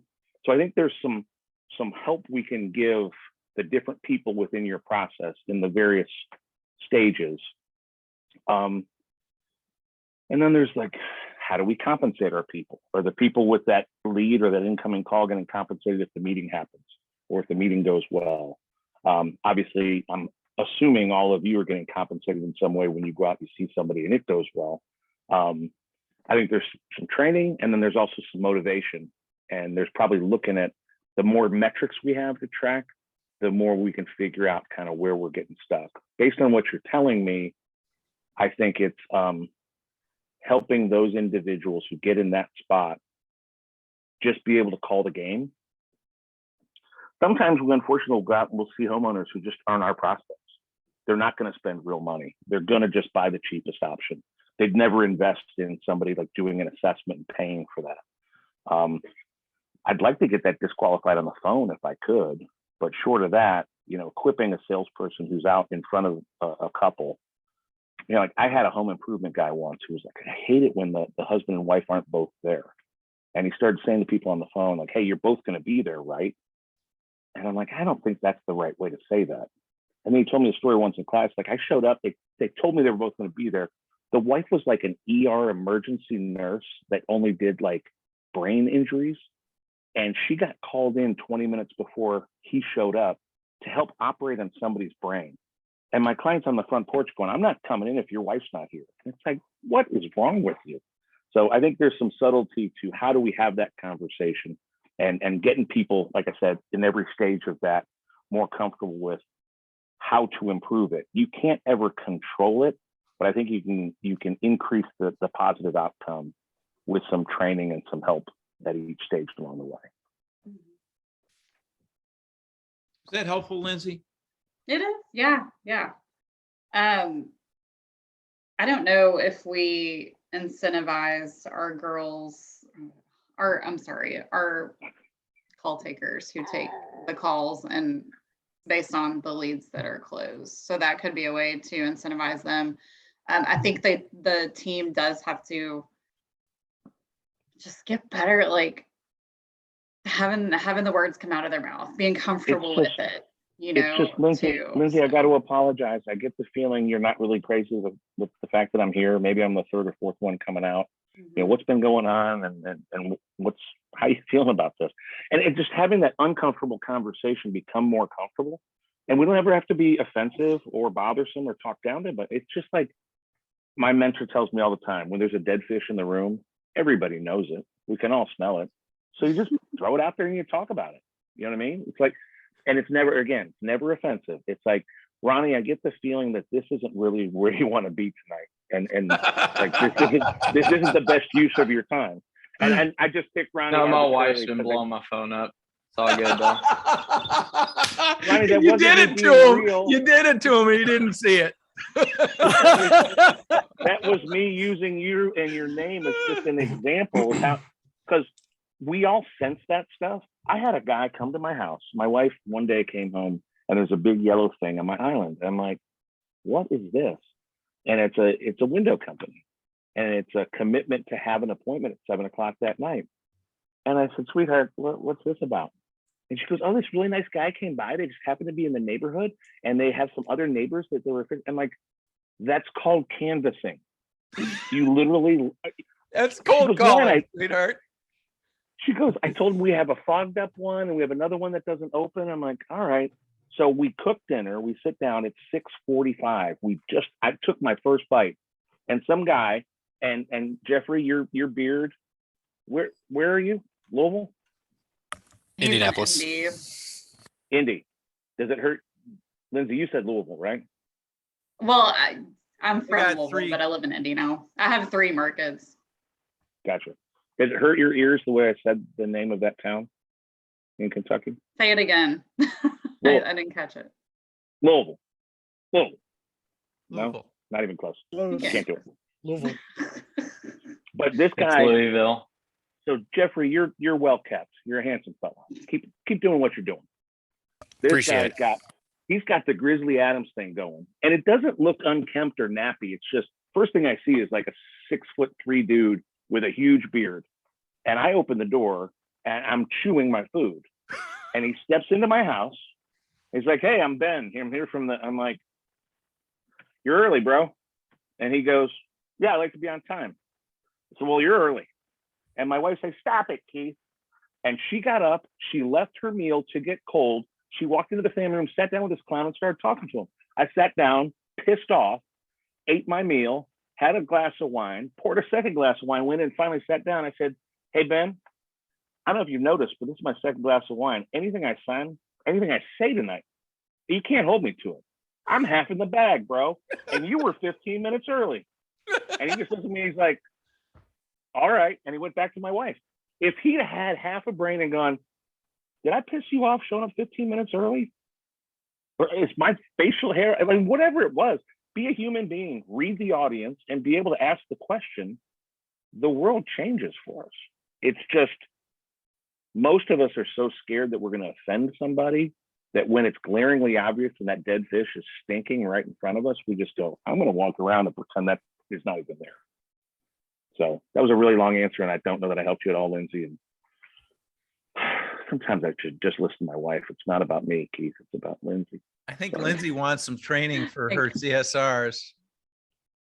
Well, I don't manage that team. I manage the team that Jeff's on. I would be interested if you want to send something to Jeff, he can pass it on to me. Probably more on-site training. I do enjoy the Sandler method because it's more psychology based and it does help out with like walking through conversations. We're members of a couple different groups and I don't know, I just feel like it just helps them speak and connect with homeowners better. So I'm biased. I think Sandler's great, but whatever you're giving your people, just communication skills, Toastmasters, Dale Carnegie, just some way to get them more comfortable, because we've got people out there who are just naturally gifted and they can just go out and do it. And then there's a lot of us who just struggle. And when we're struggling, it's because prospects own that conversation. I mean, it's going back to reading. Has changed a lot in the last 30 years too. So, I mean, Dale Carnegie is a great suggestion because a lot of people didn't grow up with that. It's too old. Yeah. Well, I'm just talking about sort of the social skills. When I chuckle too, Keith, like in that same vein, years ago with my contracting company. Thanks for coming, Lindsay. Yeah, thanks, thanks for Lindsay. inviting me. I was at a house with a father and son. The son was a Catholic priest, and he was just beating the crap out of me the whole time. And after about a half an hour of it, I'm like, I feel unwelcome here. I think I'm gonna go. This is pre-Sandler. Yeah, but it's like that was really how I felt. I'm like, why I drove an hour to get here. Shut up, and I'm just gonna go home. They bought every freaking option I gave them. So yeah, you never know what's going to happen. Like I just didn't care. Like I just didn't give a damn. I just didn't. And then it was funny that happened. That's a very Actually- hard, not okay. And then they That's like referred to swinging. like 3 or 4 people. That's swinging to the, I don't know how you can swing further to not okay than that statement. But there's such a human factor to that. Like, for whatever reason, he was giving you a hard time, and you said, all right, that's it, I'm out. And you started to walk away. There's nothing more powerful than getting up and walking towards the door or closing the folio and going, sounds like I can't help you. If there's anything left, they'll keep you there. If not, you just disqualified somebody and stop wasting time. So, But you told that story, and I totally thought of that happenstance. so I think we were still on Jeff, right? Are you And done, Keith, Jeff? How are you, Yep. you doing on time? Are you all right? Okay. So I'm gonna move to, God, this has all gotten out of order because Johnny's the last guy to show up, but he's the next guy showing up on my thing. Hey, I'm Johnny. refilling water. All right, so there's Jared, Rich, Jeff, I think, Adam, Adrian, Brandon, Tim, and Johnny. Any of you guys have anything burning you want to ask? Speak now, forever hold your peace. All right, Johnny, you're next then. Unmute yourself.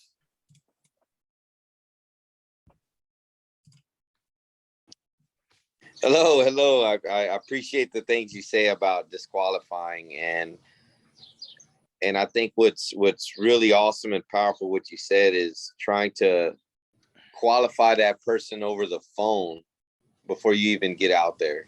I felt that was real powerful.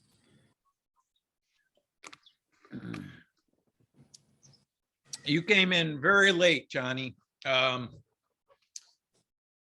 Keith has CDs. He's got monthly consulting, and then he's got access to data that people are able to avail themselves of.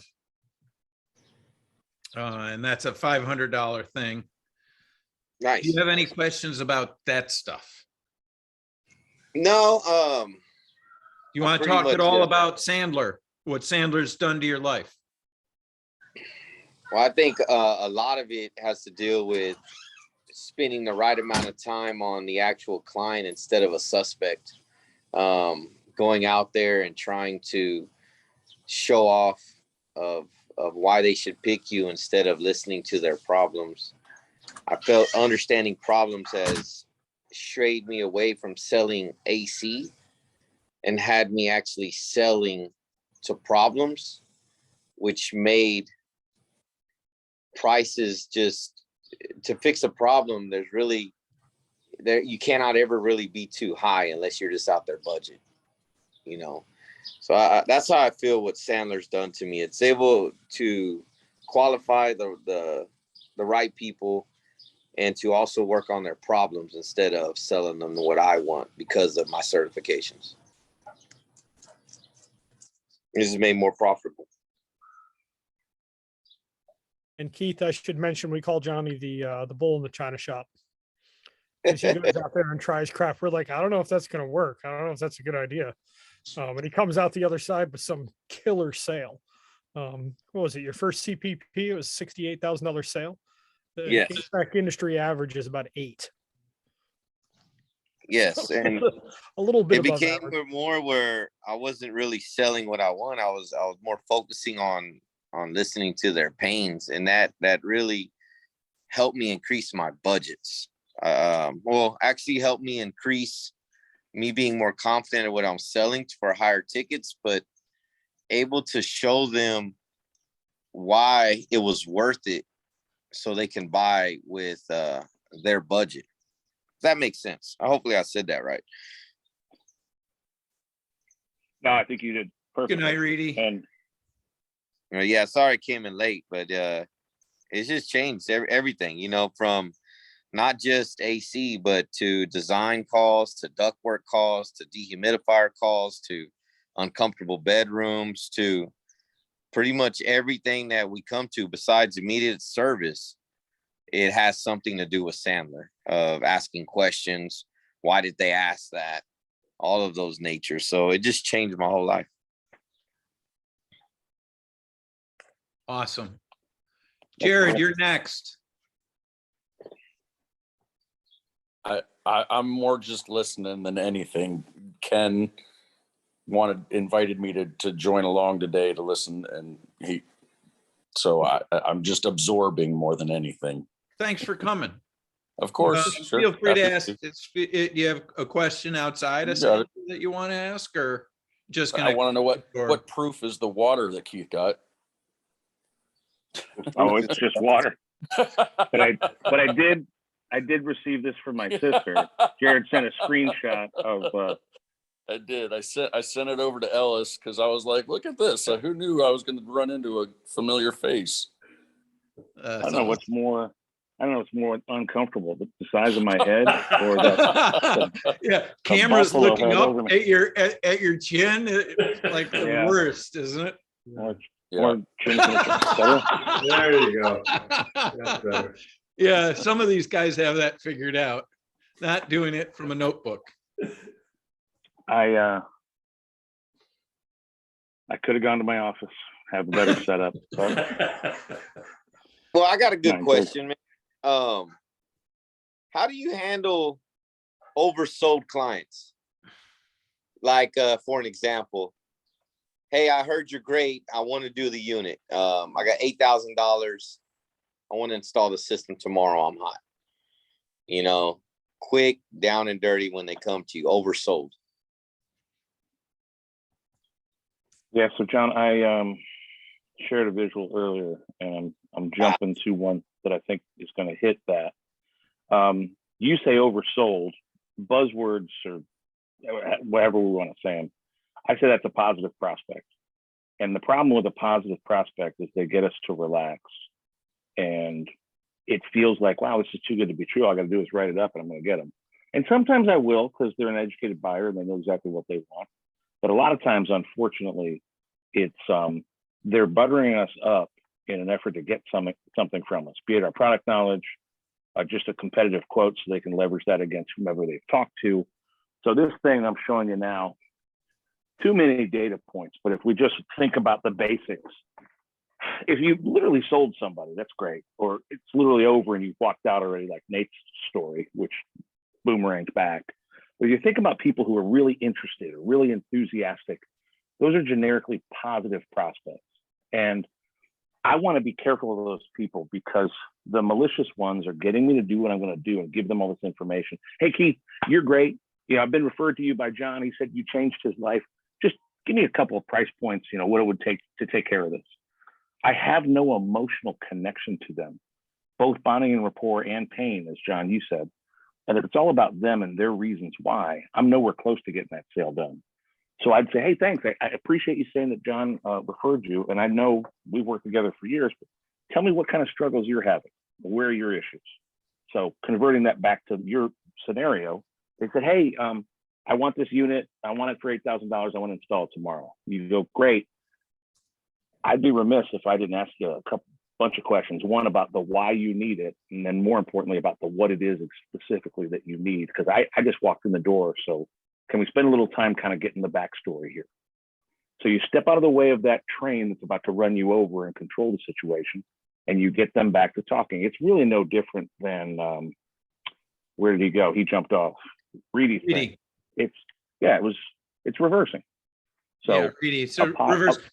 It'd be great if you had 4 specific questions you could ask.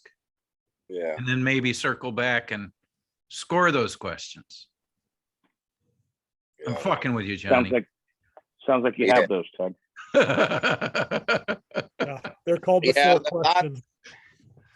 I kind of went into immediate, like, you know, almost into, man, I don't know if I can get you that for 8,000, but tell me why you want to spend all this money with me. What's going on?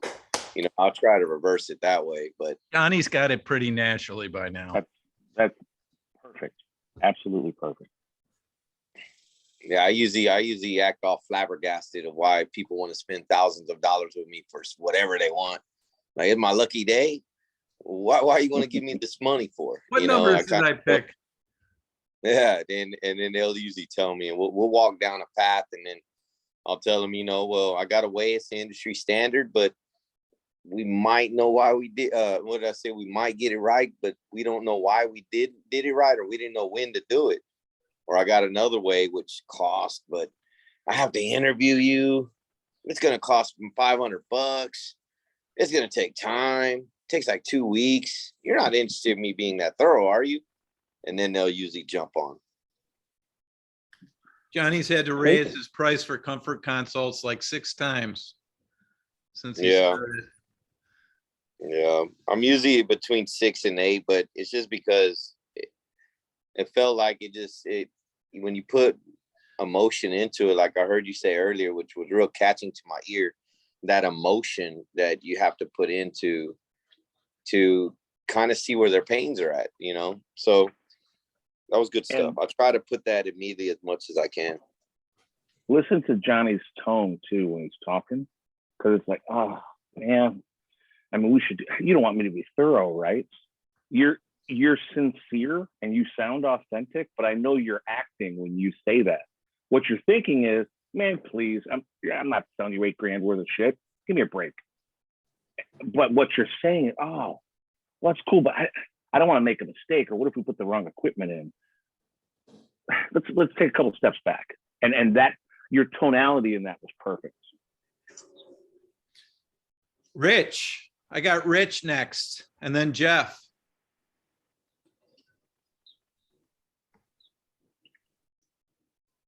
This is Rich Rutherford from Florida. We went shooting together when we were down there. Tanner, Rich, and I, and Ken. You're gonna have to unmute yourself if you Yeah, got a he's hunting for question, the Rich. unmute. He says no mic. So all right. Oh, okay. You can type something in if you want, Rich. Jeff.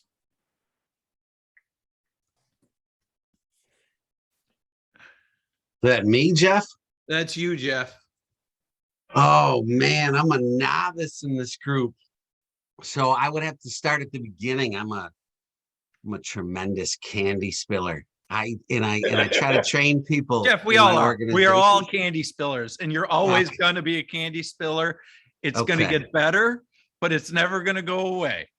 I'm struggling. Man. So I have training with my people, and I tell them, and I have to be honest with them. I'm like, this is what we should do, but don't watch me because I'm going to tell people everything I know, even though I don't know that much. So it's probably practice, but yeah, I just, pent up tension, torn in 3 different directions. And the minute they call, I just, well, shit, we're going to come out and fix it and do this and this and this and this. What do you think? So, yeah, I need to, and sometimes the calls we're getting are, they're just kind of what John was saying. They're expecting and they want that. And so you just kind of start ripping through the fake knowledge you have or whatever the case is. So I struggle with that. Jeff, silence, is it a good thing or a bad thing? It should be a good thing, I think. You just, for a split second, told me you were thinking. Your eyes just left when I asked you that question. I'll do that. I do 10-week courses with people. I'll get a new group like this size, a little bit bigger, a little bit smaller. And at some point I'll ask the question, first, second week, and I'll go, hey, so anybody been thinking about anything differently? Anybody have any situations you want to talk about? Anybody want to, hit something that maybe happened over the last week? And I'll have crickets. And in the old days, whenever we was face to face, people would look away, look at the ground, or start writing some notes or something, like, don't call on me, 3rd grade teacher. These days with video, it's like same thing you just did. You're like,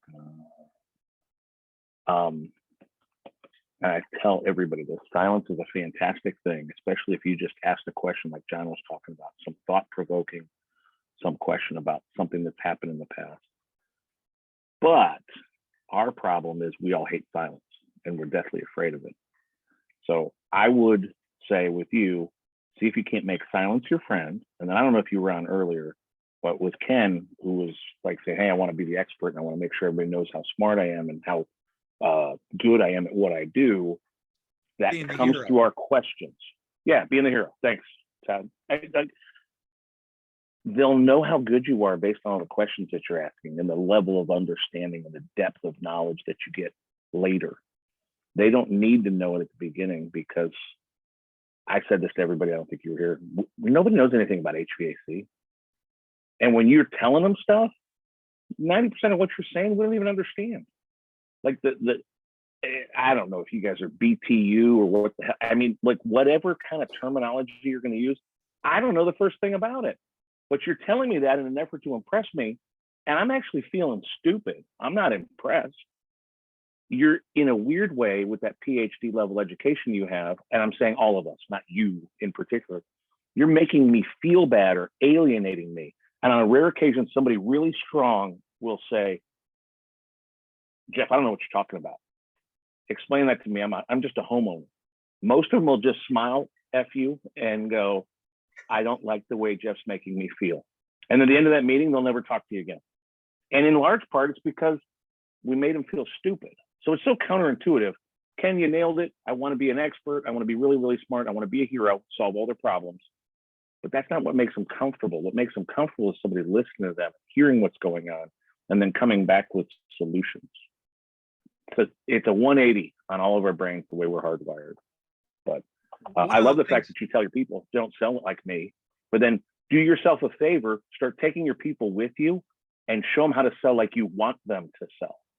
There's no better way to be really good at what you do and be on point than to have somebody watching you do it and taking notes and then telling you what they saw. Best sales calls I've ever run are always with somebody who's working for me. Sorry, Ted. Oh, I was just going to say, this is one of the things that we try to do is compartmentalize each step so that the guys know that they have a very small role to play and they shouldn't, and at each visit. So it's like the Sandler submarine, but instead of like having multiple roles, it's like you are just there for this role at this time. And if you want to go for another role, you have to set another appointment.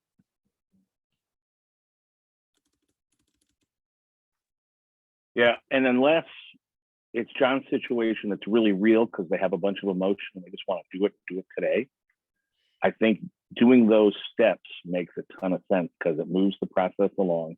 It keeps you in control. It has you not spilling that candy and not giving people a bunch of information. If the first interaction is just about collecting data and hearing their issues, then I can't get myself in trouble. Can't get into trouble. Stay in your compartment. Yeah.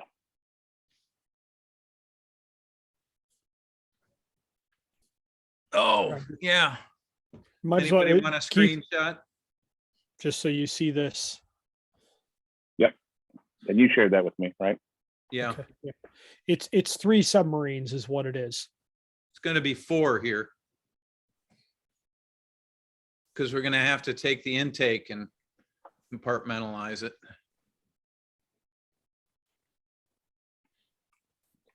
But just showing that it exists.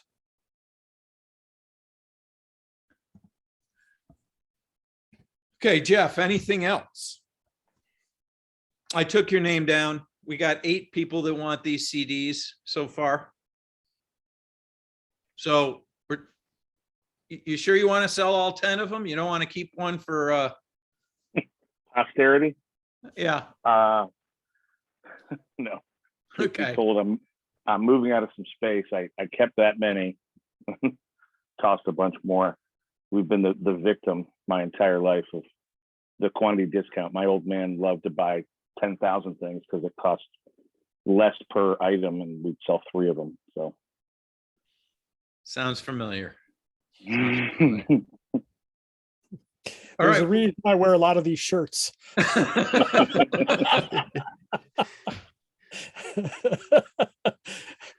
All right, Timothy.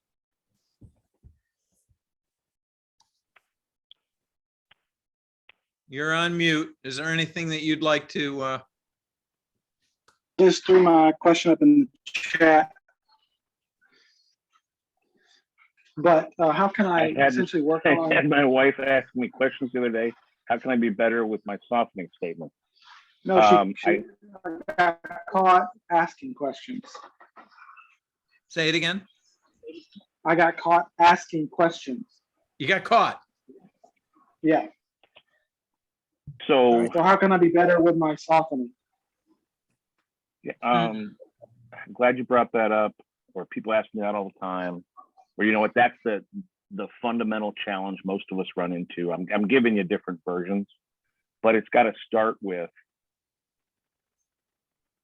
I care. And hopefully that is something that actually is true with your wife. But like, think about your kids. If anybody has younger kids, it's like when you want to shake them out, if you can go, hey buddy, I get it. Why are you feeling that way? You'll hear what's going on. If I rage and go, that's the dumbest thing I've ever heard. I don't know, Ted, what length you all go to in sharing the different pieces of the whole Sandler thing, but I'll share real quick. This one for a lot of people is a game changer. Ted, you said a lot of times you're like more dictatorial. You're telling people what to do. Parent, adult, child. We all have all three of these, and there's subsets to them. Even if you don't have kids, you still have parent tapes. It's what you heard growing up. And there's two types, and they're very divergent. Critical parent. You're an idiot. That's stupid. What'd you ever do that for? Never helpful. Nurturing parent. Tell me where it hurts. I love you. Oh, I'm so proud of you. It's amazing what you've done. That's always helpful. That'll be 70% of the interaction we've had with other people. Adult is all the stuff you need to get, the logic, the data, the how big, the how many, what are we going to do? And then there's three child tapes: rebellious child, natural child, adaptive child. None of them are helpful. If you can just focus on, I think I'm going to answer your question now. How are you going to get better at helping your wife not be bothered when you're asking questions, Tim? It's ask it from a place of really authentic caring. When she says, hey, did you sell anything today? We need some money. We got to buy some groceries. You go, sweetheart, I love you so much. And I really appreciate you asking. How was your day? And then let her talk for a while. And then you say, yeah, I sold 3. Or no, unfortunately, I sold none, but I got 3 good meetings tomorrow and I'm going to bring something home. Just not going to any level of emotion. Those kid tapes are where all of our emotion lies. And the critical condescending, talking down to somebody, which is never helpful. So hopefully you've got somebody in your life who was really nurturing and helpful and supportive. If you don't, find one. I had a great aunt. She had 15 horrible things happen to her entire life. She should have been a bigger, angry bitch. And she was the sweetest woman I've ever met. And anytime somebody gets condescending to me or sarcastic or is coming after me, I just channel my inner Aunt Marge. It's like the greatest great aunt name ever. Aunt Marge, how would she say it? It's like, that's what comes out of my mouth when I'm in control of my emotions and when I'm acting effectively.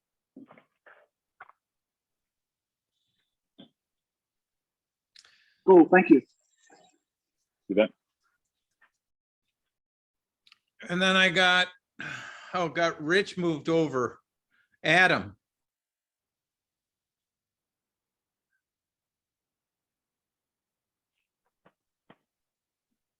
Who I think at one of our meetings had questions about the $500 setup also. So Adam, are you there? You got on mute. And then if not Adam, then it's Adrian. Adrian, if you have any questions. Hey Ted, how's it going? Good.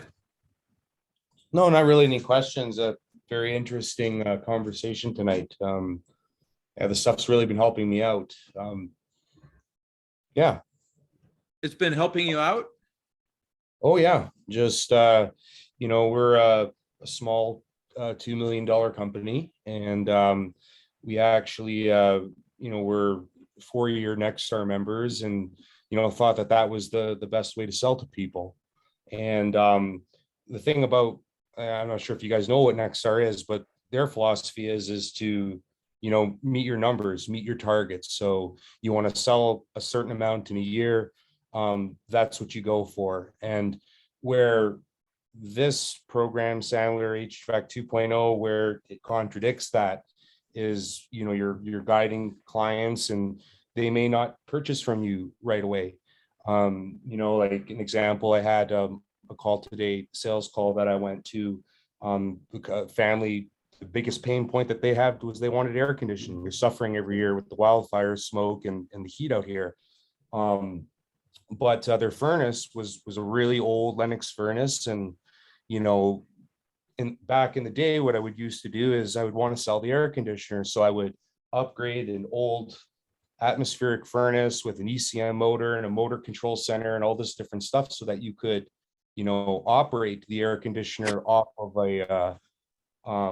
off of an old furnace. And I know today that that's, if the customer wants to do that and they know what the other options are, then that's fine. But if they don't know what the options are, then we're doing them a disservice, and maybe we'll get the money now, but later on, it could come back to bite us. So the biggest things that I'm learning is that, and I say it every single day at my company, is, responsibly avoiding responsibility. That's like, I smack that in everyone's face. And I'm slow at this. It's taking me a little while, but it's dramatically improving my business. And what I find is that, as time goes on, those clients that are really serious, they stew and fester inside, and then they call back within a couple months or, half a year, and then they end up spending, more money than what we thought they would have. So yeah, this is all helping me. And I appreciate I'm not an expert by any means, but I appreciate what I'm seeing over time. And, you guys don't see me often, but having this gentleman here that kind of dragged me out, I was interested in hearing what he had to say. But anyways, it's a great program, and it's awesome. Anyway, that's all I got to say. I'm glad to hear that it's helping your business. Yeah, a lot of people are telling us that this ends up putting business in their pipeline instead of, if you don't hear from them in a week, it's a lost lead. So Keith has to leave here in a minute, which is great because Brandon's the last guy on my list.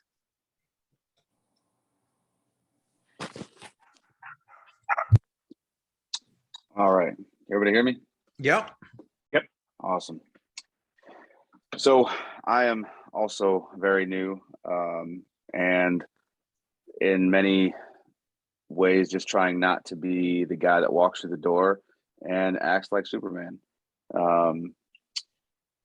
Never was blatantly taught to be Superman, but was always the young guy in the crew. So always trying to overcompensate by like, oh, I've got a test for that and I will do it for free to prove to you that I am that guy. Who cares if I don't have any facial hair and I look like I'm 14? I'm going to get it done.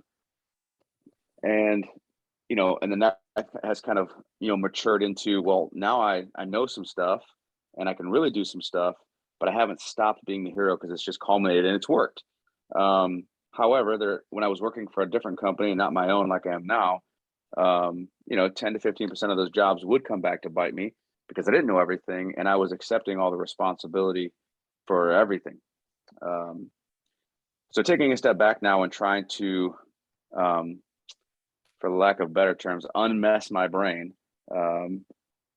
to stop trying to just do everything, even when it's not being asked. And just trying to get my head around Sandler. I've been through so many different trainings, trying to figure out what's still good and what's not necessary. I don't know if that's making sense or not, but as far as a question, I've talked with Johnny a little bit, and he talks a lot about creating doubt. I'm pretty sure that's Sandler. If you could talk a little bit about that. The word before doubt broke up a little bit for me, Brandon. I don't know if it did for others, but what was that word? Creating doubt instead of walking in with confidence. And I'm not seeing your face. So how old do you look now? You said this baby face 14-year-old. There we go. How's that? You know, if I change my view, maybe because you're tiny. All right, you got a bearded face, 14-year-old with guitars on the wall. That's right. So there was a guy for years in the Sandler network. His name was Guru Ganesha Khalsa. It's out on the East Coast. Very successful. And his name would imply that he looked a little different. He his story, not mine. So don't get alienated or offended as I share this with you. I don't remember if mom or dad were Catholic or mom or dad were Jewish, but he was the child of a Catholic and a Jewish person. And he grew up, he said, again, his words, not mine, doing way too much LSD in the 60s and 70s. And he found Sikh. I don't know if anybody knows any Sikhs. It's a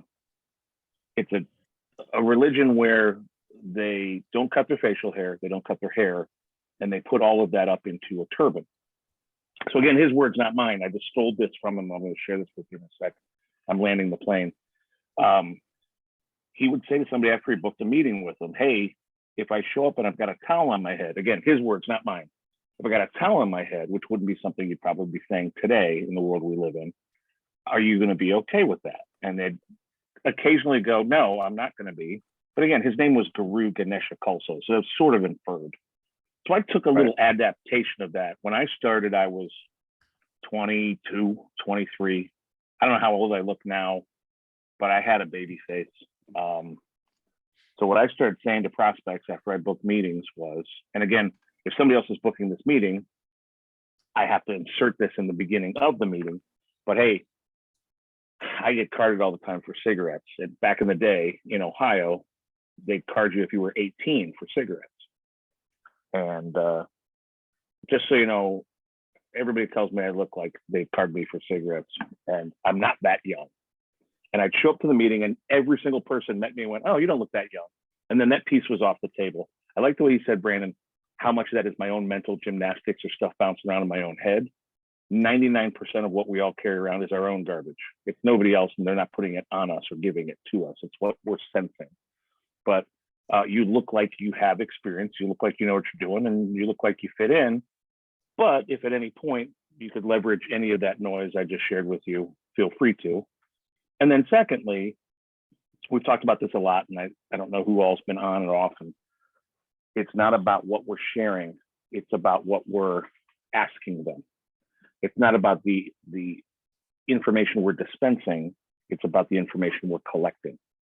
It's not about how smart we sound. It's about the quality of the questions that we ask and how well we listen that I think separates us from everybody else.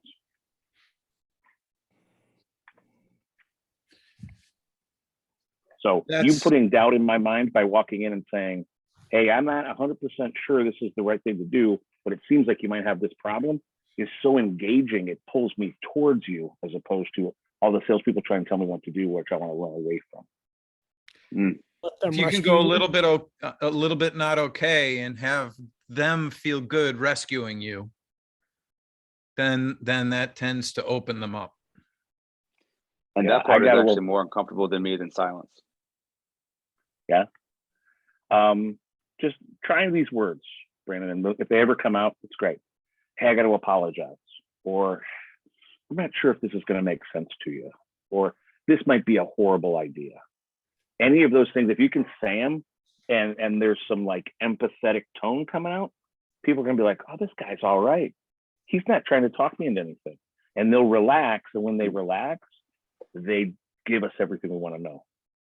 And I know that sounds like manipulation as I just said it out loud, but we don't like people who are in our face telling us what to do. We like people who sit back and listen. Second quality movie quote of the night. Wedding Crashers. I don't know, Brandon, you ever seen it? Yeah, I've seen it. Yeah. So Vince Vaughn, the morning after the big wedding, he's sitting at breakfast and he's just talking, and the minister's sitting over there. He's putting the maple syrup all over everything. I want to take it back to neutral, cool the engines down, just need some time. And he shares all this stuff with the guy. And at the end, he hugs him, he kisses him. The guy didn't say a word. He nodded his head a couple of times. He just walks out feeling amazing. Them coming out with a shotgun afterwards is immaterial, but that's what we all want. We want to have that guy who just sits there, nods his head and smiles and maybe occasionally goes, wow, okay. Because the world revolves around all of us, not around some salesperson who showed up in my living room that I've never met before. Good. Keith, thank you so much for coming and staying an hour past when you thought this thing was going to end. And I'm sorry I had no idea how many people were going to show up or how long it was going to be. No, this is great. But I have 9 people for your CDs. Okay. Let's, if it makes sense, central point of contact, whatever anybody wants or needs or wants to talk about, funnel that to Ted. If Ted can communicate that to me, we'll get everything to you. Obviously, logistically, we got to figure out where stuff is going and all that noise. But anything I can be doing moving forward, I'd be happy to. This has been a great conversation. I appreciate all your questions. Well, plus I think that Jeff and Tanner and a few other people were also interested in the annual subscription thing. Yep. If there's a link you could send Keith to Ted and he can divvy it out versus me filling out a form, because there wasn't a link that I was given or none of us were given. I don't know if I have a link I can get you to just sign up for it. They don't give me anything to do that. Let me ask Jacqueline. I'll double check on that. It's probably a Jacqueline thing. It may be worth creating a Google form for it, Keith. Probably it wouldn't take that long to create, and then it would be easy for everybody to just zoom it in. One less barrier. Okay. I'm And literally I writing don't down think it was, Google's form. Nate. Yeah, no, it's good. Well, actually, our software started as a Google form. That's a very, It's a really so long funny. Google form. It's a whole crap ton of questions that we ask. It's 25 pages long, something like that. It's crazy. I don't know that I could come up with 25 pages of questions to ask you guys, but So Well, next you just question. have to scroll enough stuff. Next question, guys. It's Monday. It's 10 o'clock.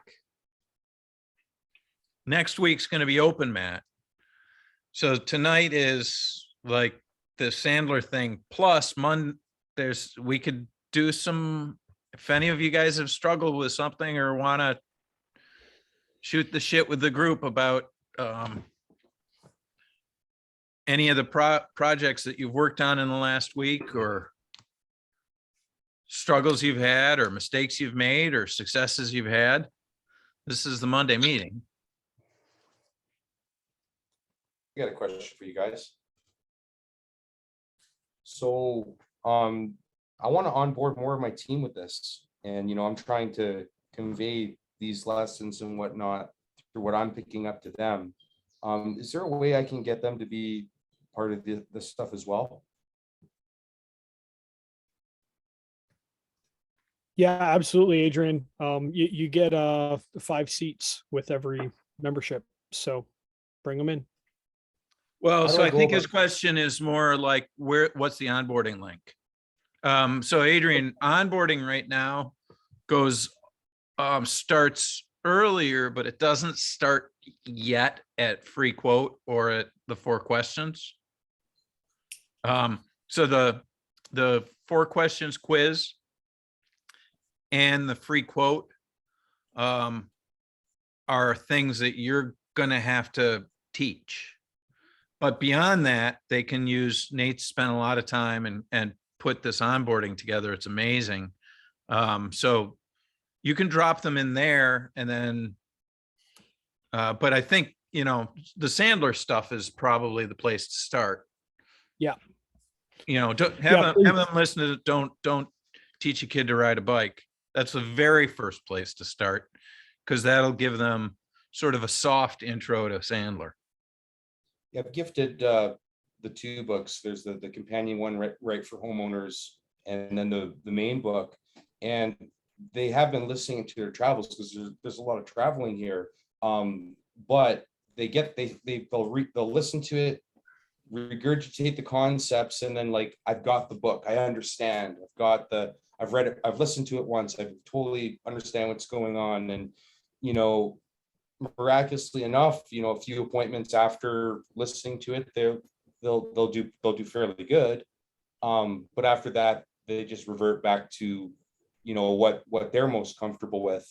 And then I find retraining myself, and I don't know, I have heard the logic that, someone has to hear something 7 times before it sinks in. Yep. I'm on 4 or 5 time now, with a couple of the guys. So, yeah, just getting them into the ecosystem of HVAC 2.0, being a member, knowing that there's a couple people that we can, bring along as well. Just what's like what you said there, Ted, about what the right process is. When do you start it? How do we bring them in and, get them to drink the Kool-Aid a little bit, kind of deal? So the other thing that we're trying to do is funnel people to the onboarding group on Facebook. Right. Because that's going to end up being a place where the new people go to sort of get themselves familiar, but it's also going to be the place where hopefully the more experienced people go, because as you said, that this is a practice. It's not a destination. You got to keep practicing and keep practicing. It's like the President's Club. If you can go to it for the rest of your life, you want to. You got to listen to the tapes. You got to, buy access to the Sandler stuff so that you're continuously reinforcing that Sandler stuff at the very least until you make the turn. Like Ronnie and Brandon just recently have been rounding the bend. And until you make that turn, that hard mindset shift, it's really a lot. It's backsliding is likely until you make that mindset shift. But then even after you've made the mindset shift, it's not all downhill. Right, Johnny? Yeah, don't underthink the name of that book you referenced, Ted. What's that? You can't teach a kid to ride a bike at a one-day seminar. It's just that. It's like none of us learned any of the things that we do in our lives, like sitting there for 2 hours and doing it once. It's all about repetition and muscle memory. Johnny listened to the tapes, or which book was it? I've listened to probably about 6 books. The Ultimate Sandler Library. Let me look at my library. Asking questions the Sandler way. Can't ride a bike. Let me see. I got my little library right here. And what was your strategy after you listened to it? After you listened to a book once? Get out there and learn to fail. So you can be like, dang it, and not be scared about that, and being like, man. Hey, Johnny, are you by yourself? Like, are you a one-man show, or do you run a team? I got 2 techs, and me, I'm the senior, and I got 1 install crew, and I got 3 sub crews. But honestly, I'm about a little under $1 million company. Probably like right around 7 to $1 million is where I float. So Johnny, do you primarily handle all your sales? Yes, unfortunately, yes. And that's kind of where I'm getting at. Like, I mean, for me, I'm really interested in this, and I'm learning it and I'm picking it up. But because we're in a rural area, my technicians also have to be salespeople, and so my technicians will come to work and they want to do their craft at the best of their ability. They don't want to be salespeople. And for me, I want to replicate. I want my guys in the field to see things the way that we see them, and that's kind of what I'm having difficulty with. Like, how do you? I don't know. Well, Adrian. Well, I roll with them like one day. So like Jose, a young tech, I roll with them, and I'm playing Sandler. And then when I have him with me at my consults, I'll have him set up the blower door and do the static pressure testing, but be literally my shadow. How do you keep their interest?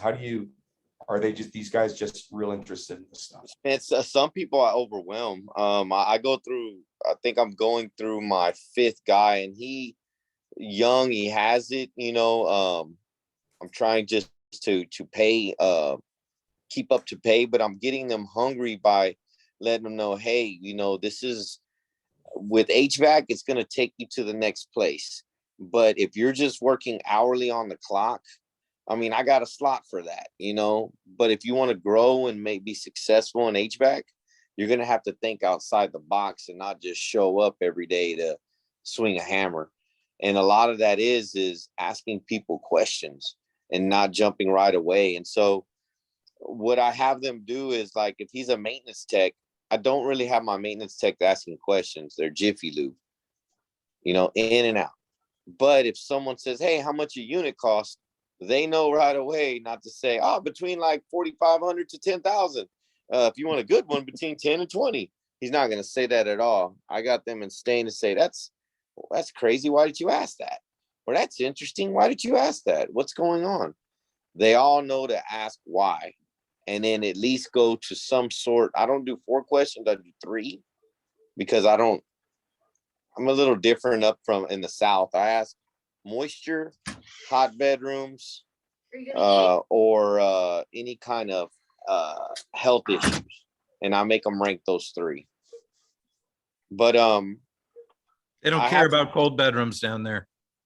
Yeah, it's not. They're like, I don't care. If I start talking about a furnace and that, they kind of just blow off. So I get that later on down the consult where I'm not just throwing candy. I'm just kind of like, wow, that's weird. Your gas furnace is like almost 96,000 BTUs and you only need 20,000. That's like, you only need 2 tons of heat, but you got like 8 tons of heat. That's crazy, right? And then they start telling me, oh yeah, that's why that bedroom gets real cold and this one gets real hot and we got to shut the vents down. And then I fish more and fish more. I try to ask 3 questions on it to get out the truth of that particular thing they're talking about. So Adrian, what we're doing in the process of doing right now is building out the A path, which is free quote. And that way it'll have you covered no matter which direction the prospect goes. And then the funnel for that is going to be the 4 questions, which you ask the 4 questions, and then you go back and you have the client score their answers. And any score above 20, it's highly recommended that they consider doing a comfort consult. Most homeowners are happiest who do a comfort consult if they have a score above 20.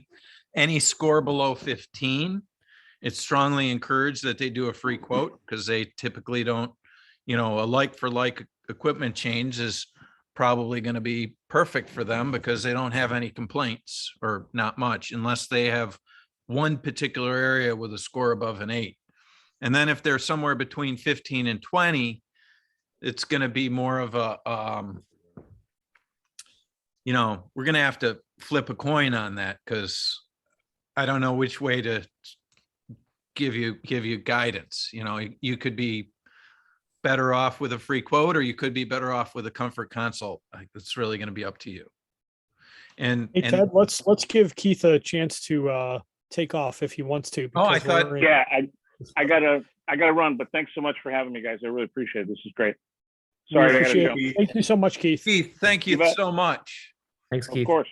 That was terrific. Thanks. Thank you. Thanks. Take care. Bye. Yeah.